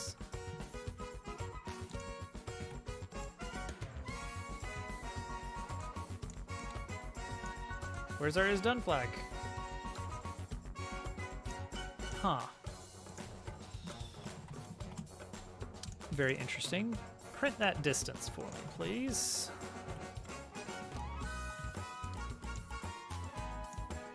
.02. Oh, because I took out the done. Okay, cool. So we're good. We're good. That works actually. So we have now. Oh, you know what? This is our first like actual. Hey, look, we're doing things. We're moving towards an enemy. Amazing. So we're gonna kind of like hard code a lot of stuff in this initial attack action queue. And then we're going to move from that into making functions that can build those queues out for us. So instead of saying, you know, move to this location at whatever speed, we're instead just going to be able to say queue up, approach this target, approach target. Because that's what we're typically going to do. We don't know exactly what position to do that we're going to, but we can calculate it from where the enemy is. And so if we're saying, hey, you need to walk to the enemy, we can do that. We could also set this up to turn on some kind of, you know, camera slow zoom.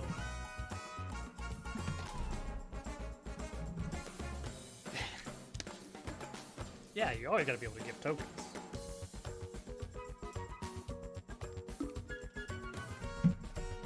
That's the economy right there. Okay. So we're gonna have our character move up and... What are we thinking? Do we, Does Dabble face his foe while charging up the gear spin? Or does Dabble about face, you know, go gear frontward?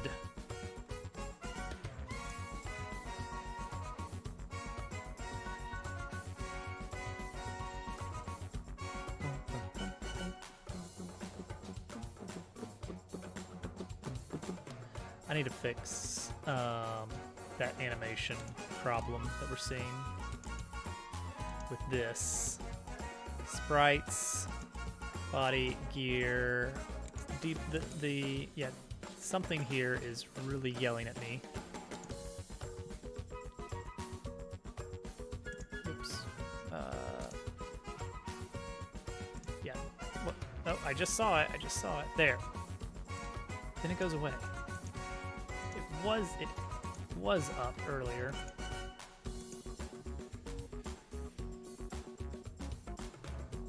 Sprites head spinny stick spinner.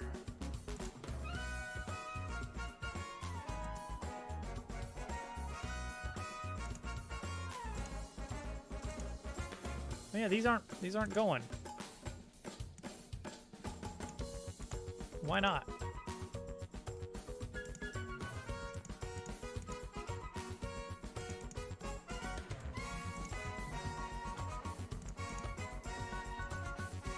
Huh. Head. Oh, because it's sprites dot. Okay. Well, I think I can fix that by editing the file directly, and that would be much easier. Maybe. We'll see. Will it be easier? Will it not be easier? Place your bets.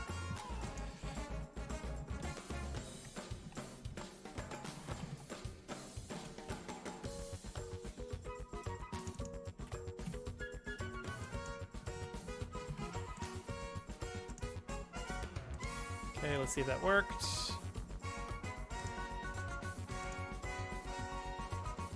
Nope. Oh, because I'm in the wrong spot. Aha.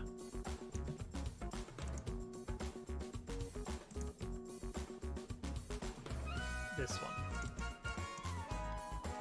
Yeah. Body gear.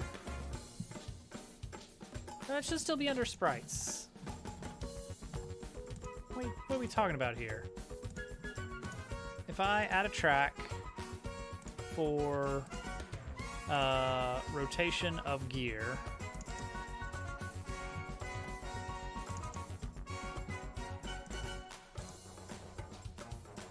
body, gear, rotate. Huh, maybe not.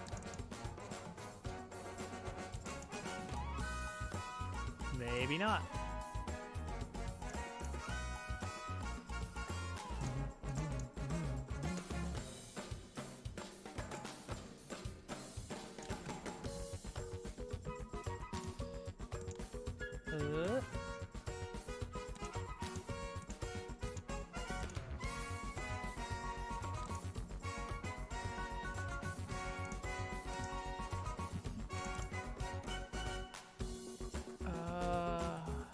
Head, body, reload.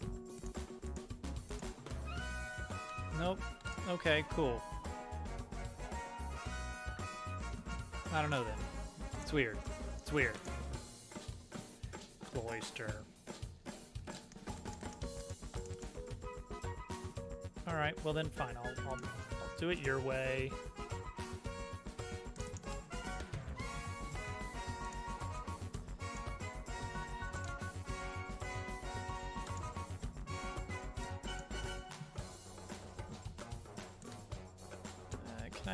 Can I copy these keys to here?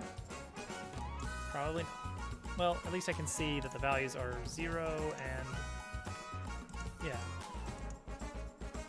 0 and spin around. Transform, rotation on the Z-axis, 360 degrees. Insert a key right there. Get rid of this. Yay, now it spins again. Incredible, incredible. Now this scale 1 0 1 0. The only action platformer of the franchise. It sure was an action platformer for some reason. I don't know why it was, but it sure was.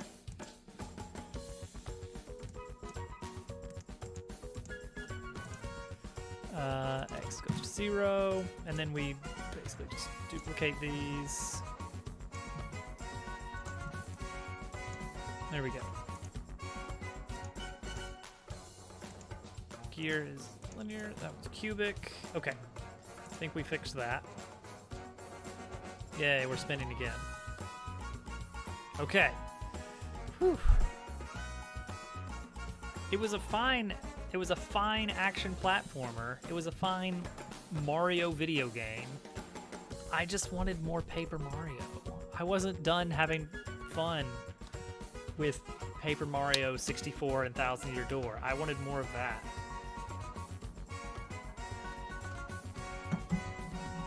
That's all I'm saying. And now we're gonna make more of that happen. That's the plan. Okay. So we can now move an actor to a position at no particular speed. The 100,000-year window. Yeah, let's go ahead and have a speed property that we pass in here with a default value.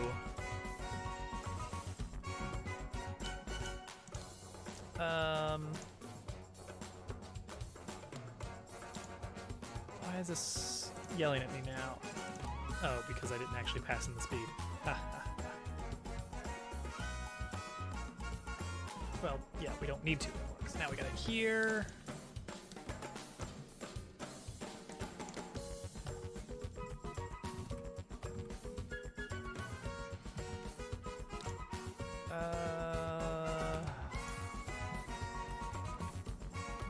One speed unit away.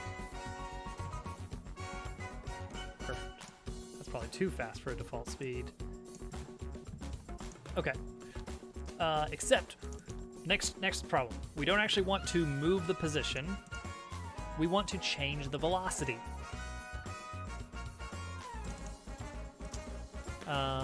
So actor.velocity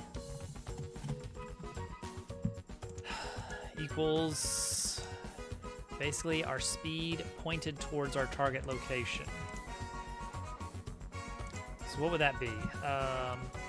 That would be actor.position target location minus position normalized times speed.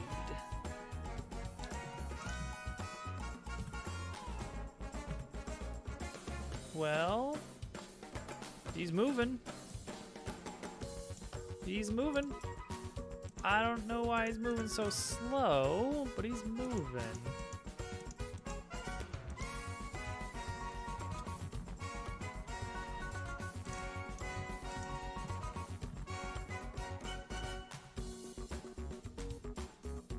Moving so slow. Oh, because now we're running at a different. Yeah, what's our normal player movement speed? Actual player move speed 5. Okay.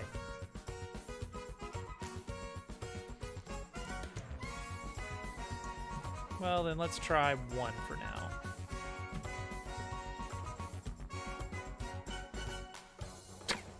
Okay. That's a little bit too close. What am I seeing there? Animation mixer, reset, cannot find, track does not, point to, gear spinner position. Okay. That's fine. Paper Mario Vista.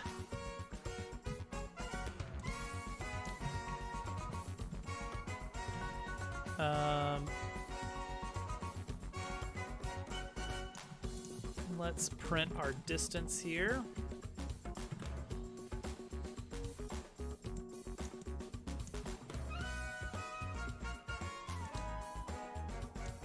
Oh, we're just printing false and nothing else.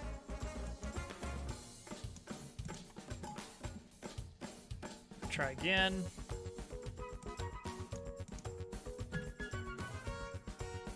It only ran it once. Why did it only run it once? Oh. Because this is very different now. I need this to be less than speed times...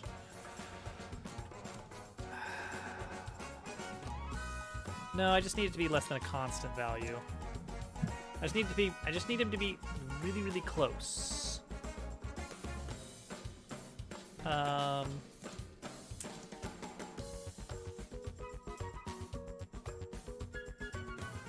don't know how we're gonna get that exactly. If we go high speed, we could very easily overshoot and then be stuck like that.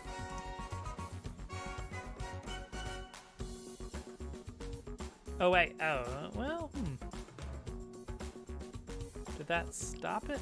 Let's bring back print done here. Right now that's a little too close. Oh, we hit it, but then we need to actually stop when we're done. I get it. Is done. If we are done, stop.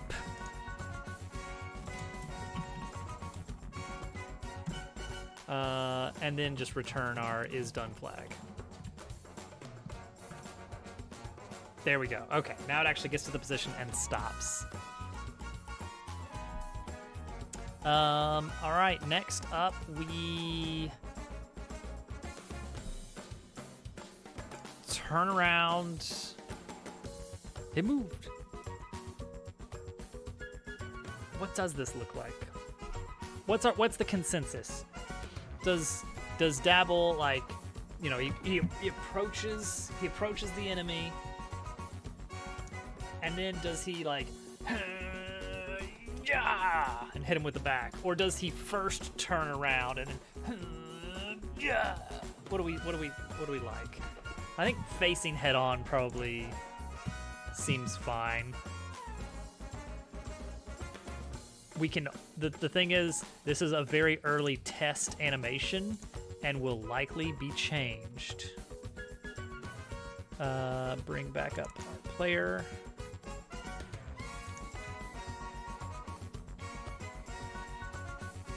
Lunges forward in a glorious crash. Ballistic missile gear.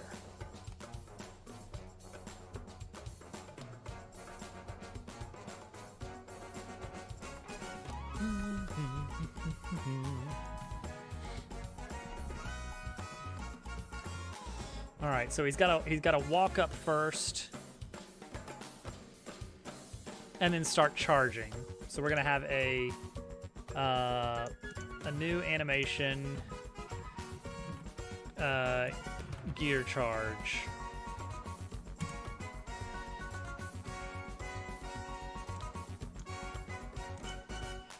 All right, well, let's see. What is this one gonna look like? Oh, you know what? Let's do... Get rid of this one, actually. Let's start with reset and duplicate it.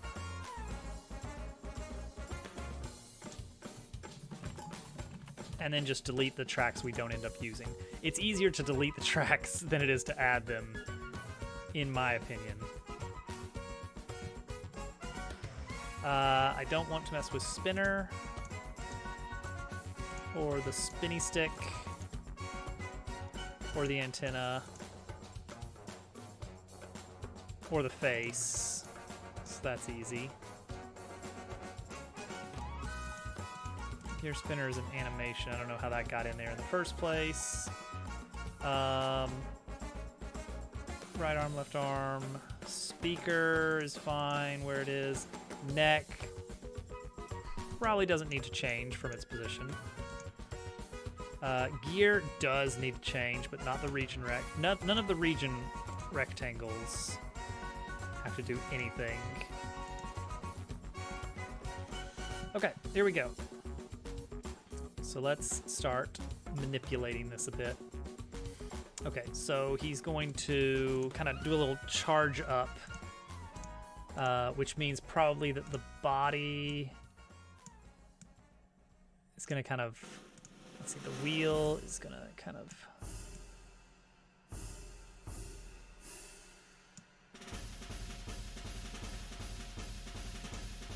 The head is gonna hunker down a bit.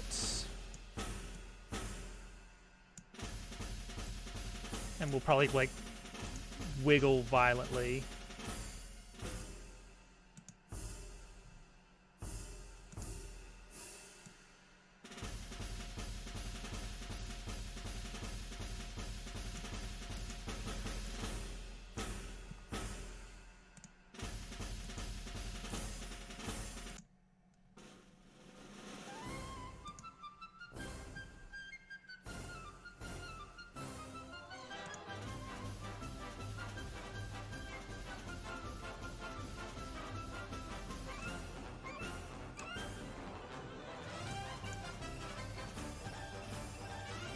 Alright, so now we'll insert these keys.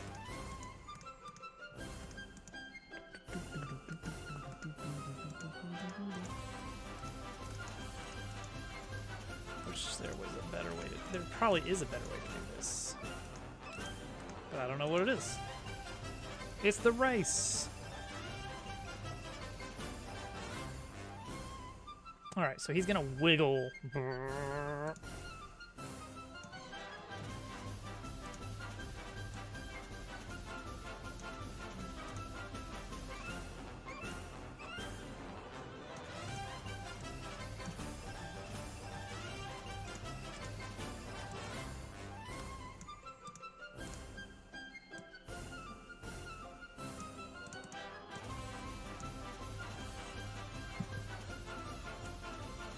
Whoops. Forgot you gotta move the slider first.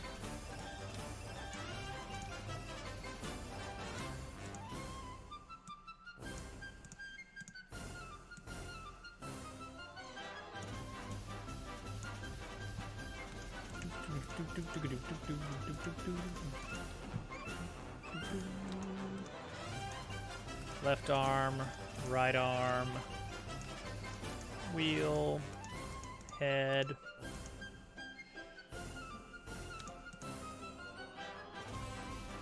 loop.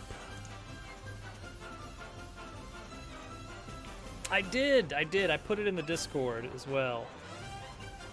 It looks good. One of the big things with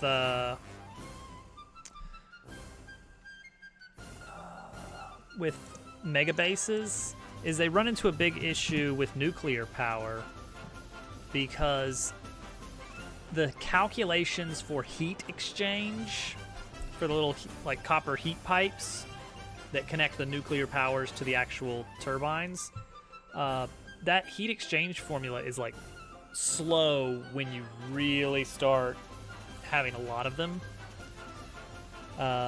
So you realistically can't use nuclear for mega bases.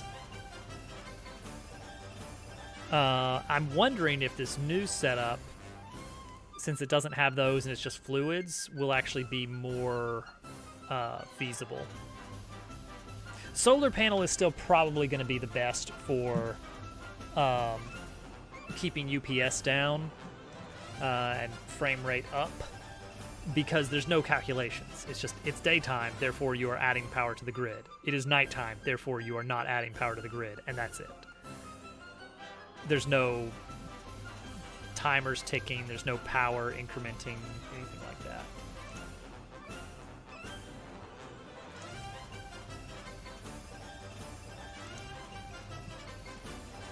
Alright. Gear position is probably fine. Rotation, though. Gear. Give it a nice 360-degree rotation.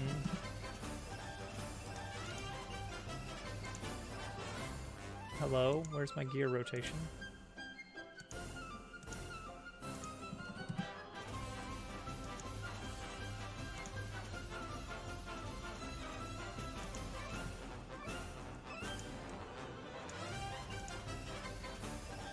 Okay, that looks even more ridiculous.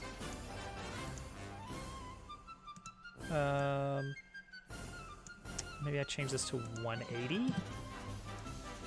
Let's see if that's... Let's see, now it's just kind of wiggling back and forth, which might work.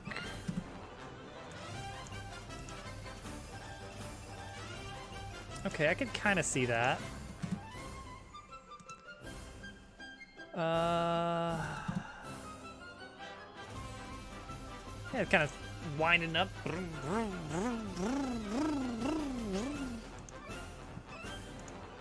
Why is the spinner scale like this? It's fine, whatever.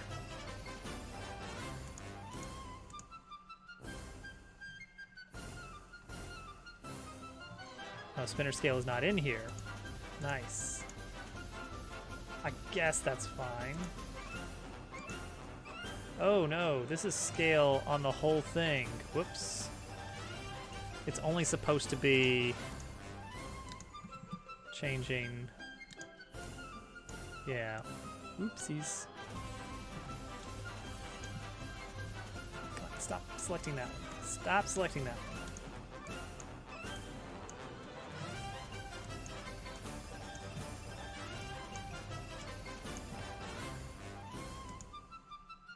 There we go.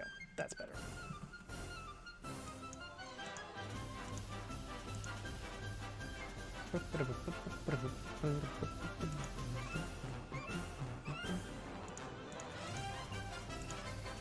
Okay, so now we have a gear charge animation. Now, how is that going to play with the gear spinner animation? I don't know. Because they're both going to be trying to edit the same properties at once. I don't know if that means I need to have like turn off the gear spinner animation. If so, that's doable.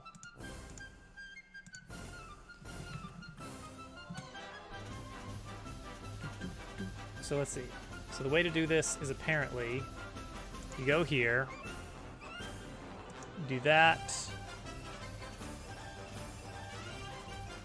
Create, and then here, transform, scale. I mean, that feels like about as many clicks for add track. Maybe not. I don't know. Okay, but the important thing is we have a reset track there. All right. So now we have gear charge. Oh, there we go. Reset, then idle. Ooh, good thing I got that reset track. Global. So we need to have an action for change animation. Now, usually that is going to be the actor's animation player. However, player has a separate animation player for its gear spinner, so I need to be prepared for that.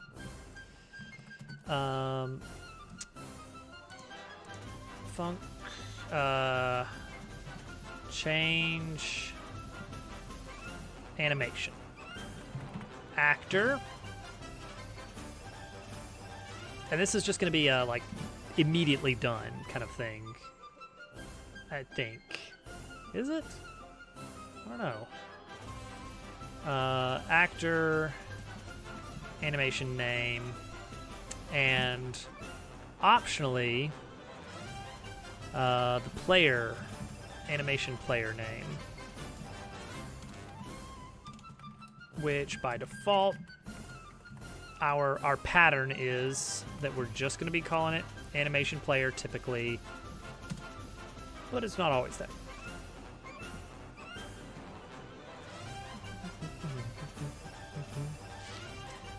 And we have a great example of managing that on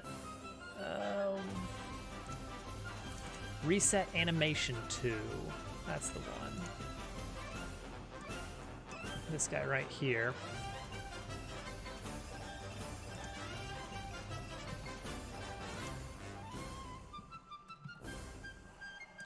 So first we need to get the animation player.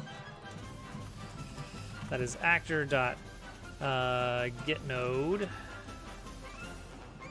animation player name.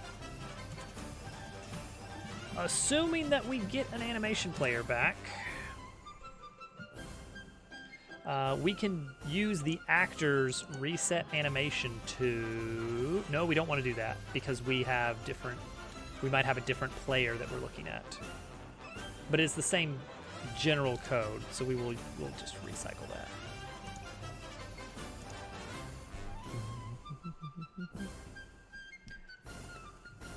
So if we have an animation player, then play the reset animation, and after that, set our new animation name. All right, so what we're gonna do now is we are gonna queue up. Oh, and then after we do that, return true, because we're just instantly done. All right, so we have our action here. We're going to change this to actions. Can you append? Yeah, append array.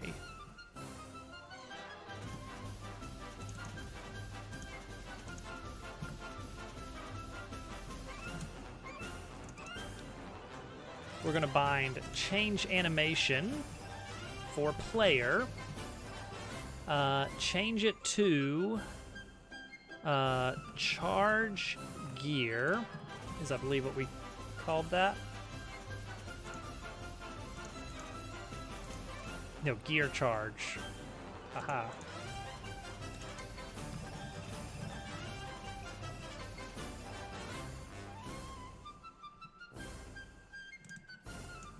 Except for binding it. And similarly, let's just change reset for the gear spinner animator. And then append all three of these actions. So now what we're hoping to see is that when I press the button, Dabble walks forward toward the enemy and starts charging up his gear, and that's it. That's progress.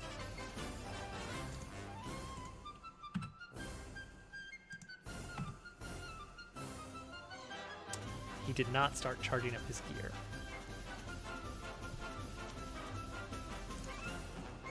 Why not?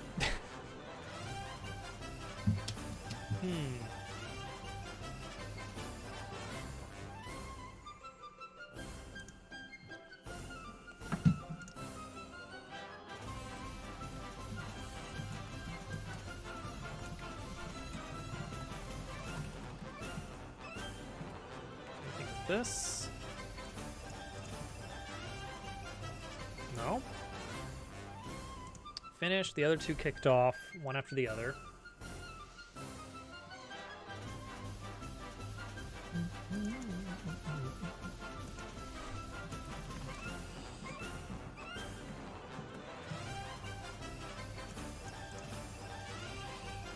Yeah, we got both animation players coming back correctly. Oh, does this new animation loop properly? How about that? It is set to loop. This is what it should look like when it changes to this animation.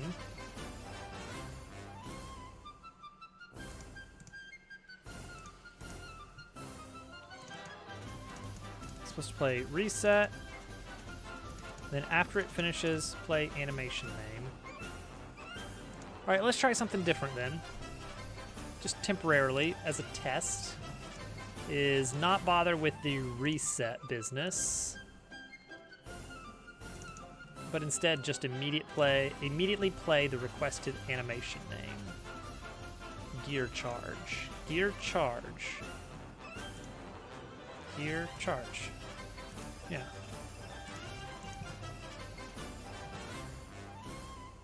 Well, kind of.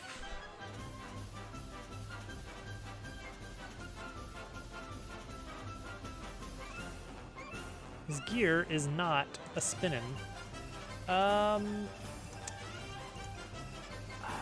Is the idle animation weird or something? This should not be looping.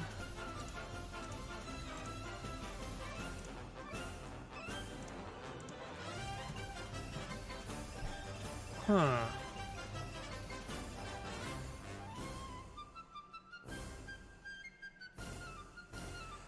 I'm gonna try this. I wonder if this has got to have something to do with it.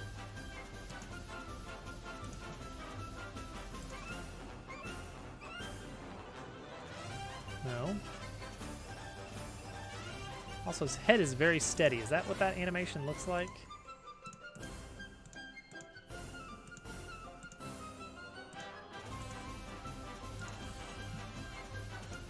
No, it does not. It does not look like that. He's WD-40. That's probably what it is. His head is supposed to be quite animated and his gear quite spinny. But it not do. Let's see here. Keep the output up. It says it's done playing the animation. It kind of looks like it switched back to the... It did switch back. Oh, I see. Base actor code has code that is supposed to manage whether you're in the idle animation, the walk animation, or jump animation, but it's doing that based on your velocity. I only have one little extra, which is, hey, don't be changing it if we're in the talk animation. However, it should be let's see. It should be a little bit more wide of a scope than that. Godot in array. Is it like has?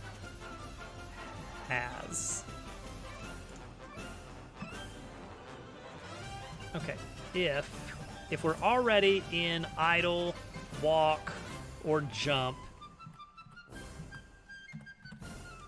then yes, then you can override the current animation with idle, walk, or jump. But if we're in some other animation, then I must have had a reason for setting it. Don't mess with it. Okay, we're better. That was what was going on there. Oh, hey, the gear's moving now. What? I think that's because the reset animation is so long. Yeah, it's waiting until this animation ends. So, gear spinner reset animation can be like very, very short.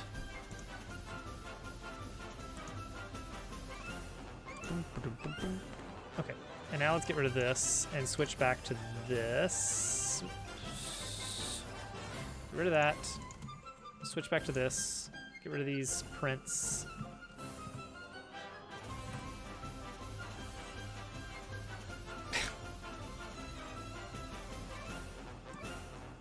There he is. Okay, cool. Cool.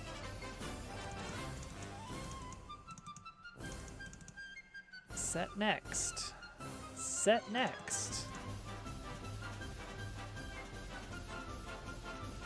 All right, I'm gonna take out the gear spinner animation change. And we're just gonna switch to gear charge. It does not switch to gear charge.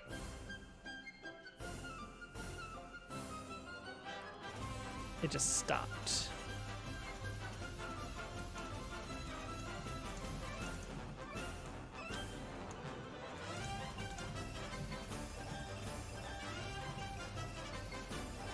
So it will play it when I do that, but this animation set next does not seem to be doing what I expect it to do.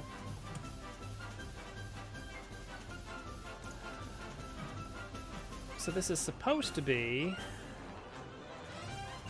when animation from, when this one ends, when that animation completes, it is supposed to switch to this animation.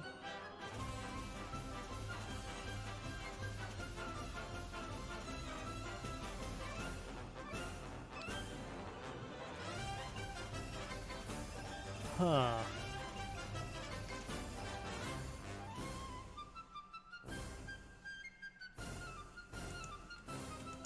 But it doesn't want to do that.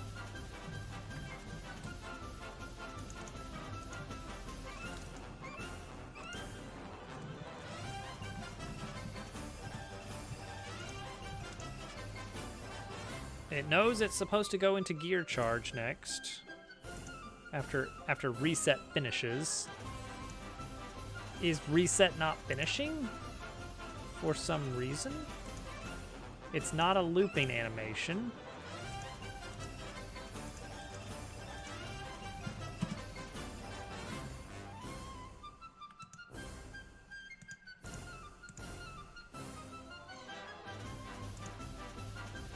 We're close here to this next piece of the puzzle of being able to string together an attack animation from multiple.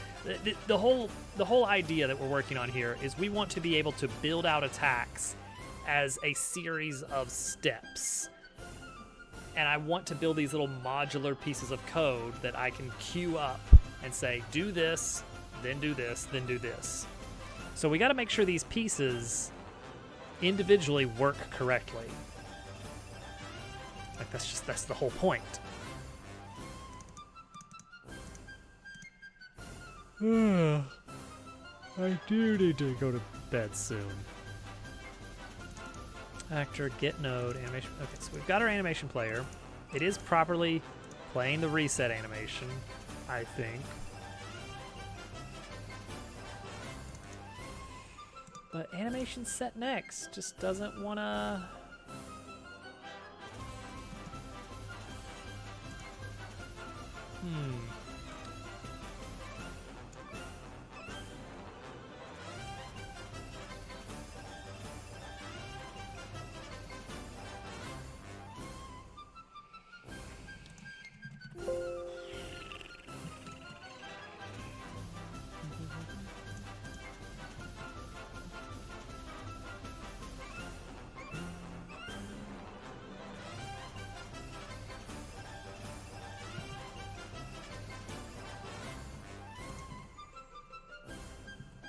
I should be able to view the remote stuff here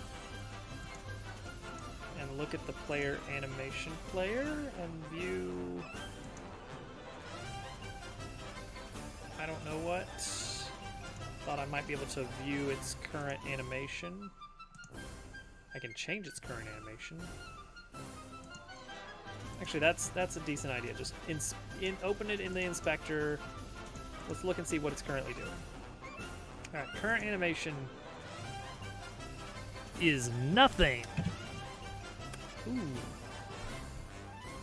Does that matter? Okay, let's change it to idle and then try. Walk, reset, and then it went blank. Did you see that? It went blank. All right, now that is one thing is I do see, hey, after we do animation player, let's go ahead and initialize idle as the first animation no matter what. But why is it not? All right. Let's try this. I'm just gonna hard code in, switch to idle. No.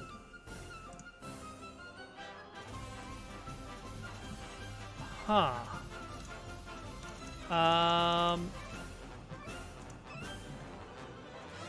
Animation set next.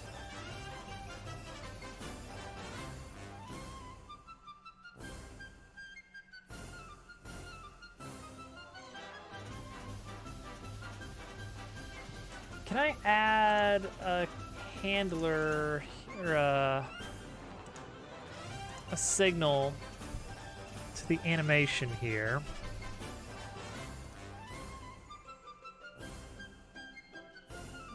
Whenever, what is current animation changed?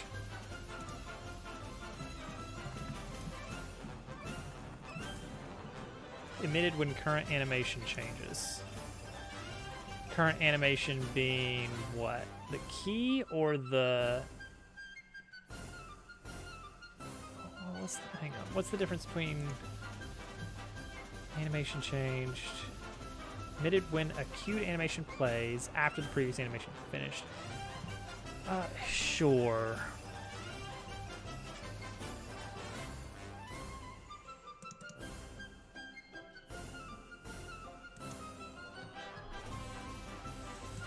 Let's add that to the player manager temporarily.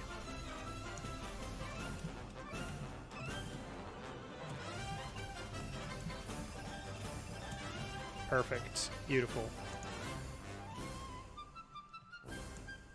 Okay. Just change to idle, walk, idle, reset, and then nothing else happens. It's as though nothing needed to happen or something. Oops. Sorry, undo that, disconnect.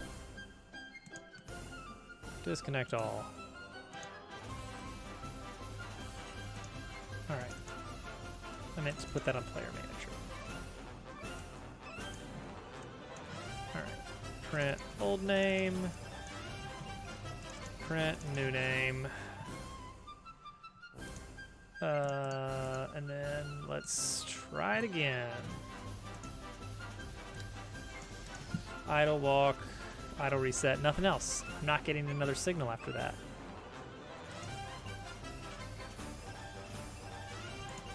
That is super weird.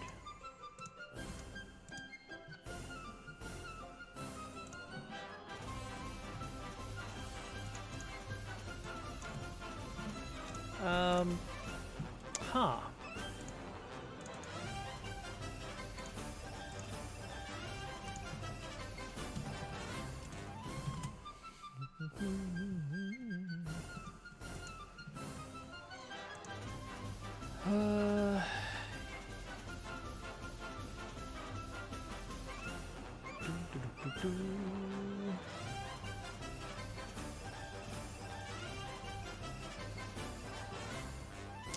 What about animation player Q?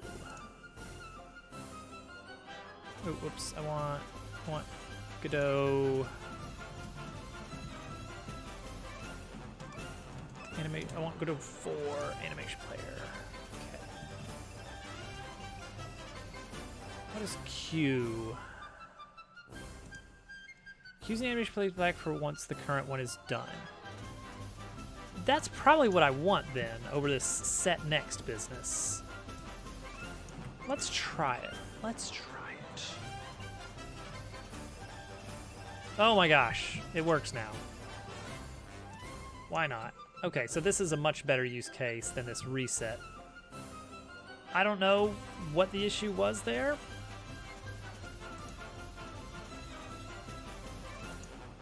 But Q is what I want.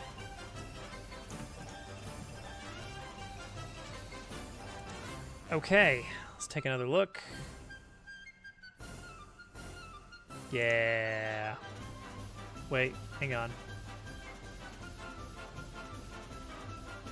Take a look at the gear.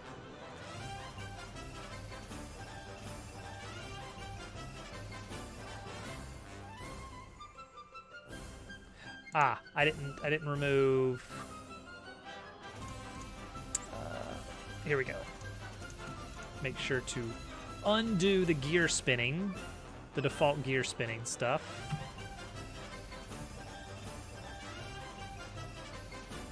Takes a full second because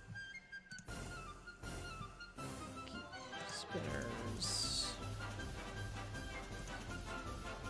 reset is pretty short.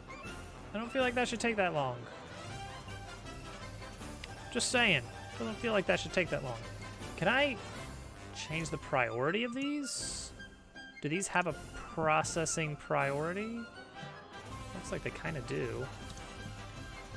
If I order them this way, does that look better? Yes, it does. Oh, so in that case, I don't even have to mess with it because I can just make sure that the base animation has the priority. Oh, that's much easier then. And that means I don't even have to do this at all.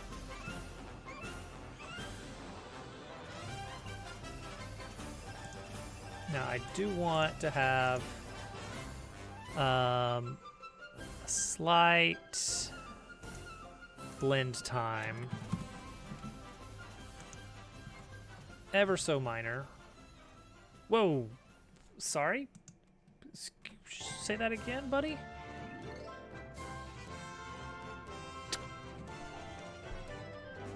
Well, yeah, and he's like spinning his gear back and forth. There'll be a sound effect, all that good stuff.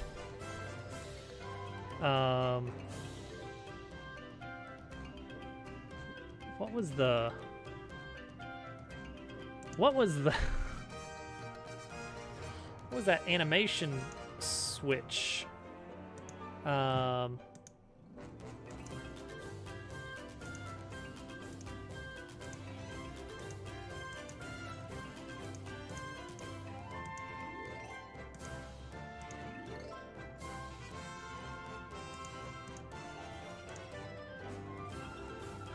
It was something else. Let's change this to 0.3. Just see if we can see this in a little bit more detail. He's doing something a little weird there. Something weird with his head is happening. In this gear charge setup, what is happening with this positioning?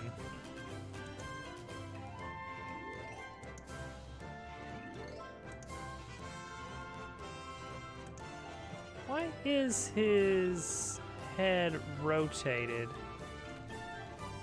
negative 180 degrees along the y-axis?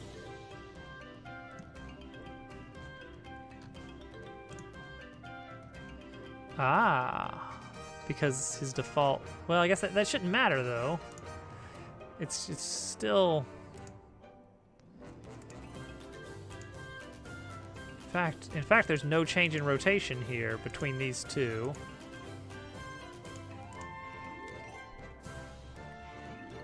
Negative 180 versus reset versus idle. Head doesn't have a rotation at all.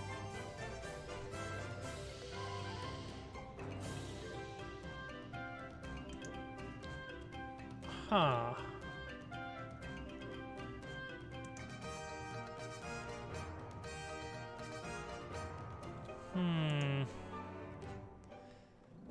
There's some kind of wiggly wigglies going on there. I really want to know what's happening there. All right, make it really slow. Make it a full second. What?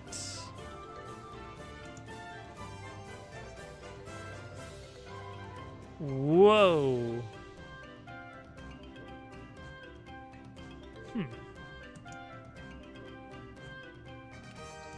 All right, hold on. Let me pull up the inspector here. Let's look at the player sprites, head transform.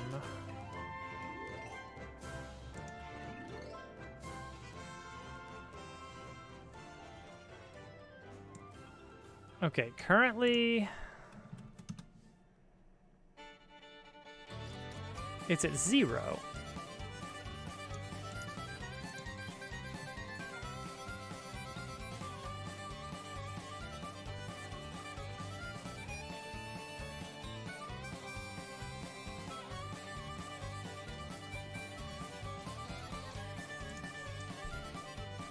Yeah, seriously.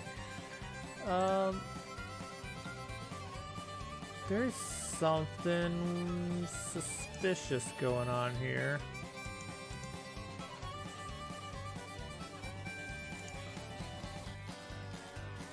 Why is everything... I mean, okay, I get it. I get why this is flipped around negative 180. That's all well and good. Nothing too crazy there. X rotation is 0.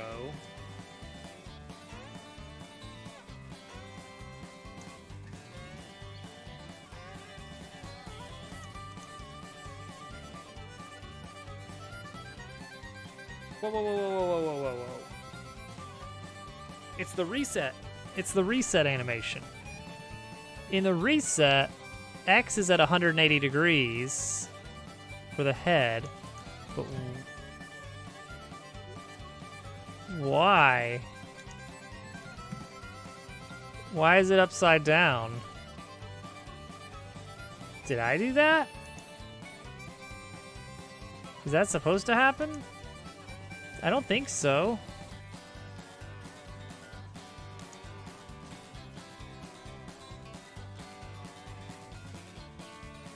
Why is it blue? Oh, because it's selected.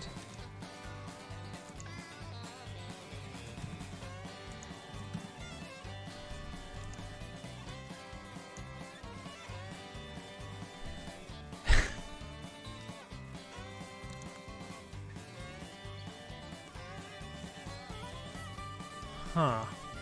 Everything's just upside down, and I'm really not sure why.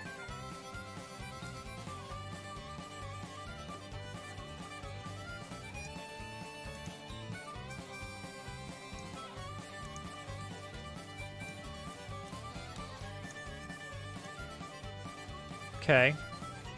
Huh.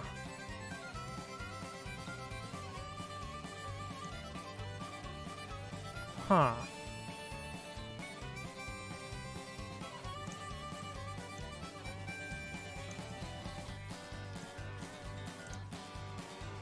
An antenna is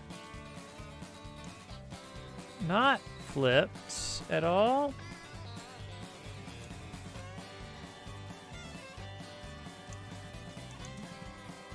Why is it upside down then? Why is it upside down then? Hang on.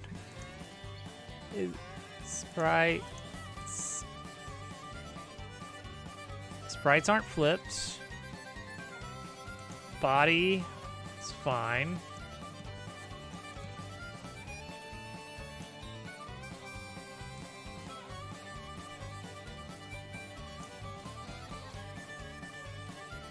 The polarity was in fact reversed.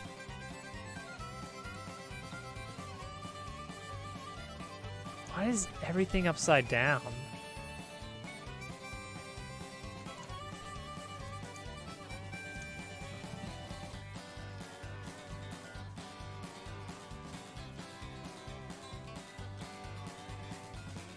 This poor little guy is all screwed up and I don't know why. This poor thing.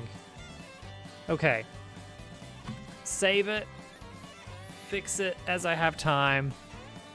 That's why his head was doing that weird thing. The reset animation is really screwed up. And I don't actually know when that happened. Or how long it's been like that. Let's go over to Germ Dove. I gotta get to bed. Yeah, we're ready, Germ.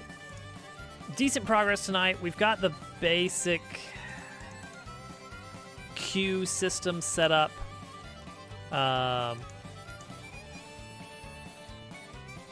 For these battle actions, which we will queue up together to create a single, like, attack, ability, item use, anything like that. It's going to be a series of actions. That's how we're going to design it. I hope that is a reasonable setup. Only time will tell. Everyone, have a good weekend. Thanks for hanging out. Had a fun time. Sunday stream will be Dungeons & Dragons featuring Al and others.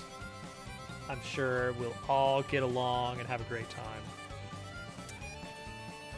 And then we'll be back on this. The following weekend, I might be schedule might be weird. We will see. Stay tuned. All right. Have a wonderful night, everybody. I'll see you over at Germs. Farewell.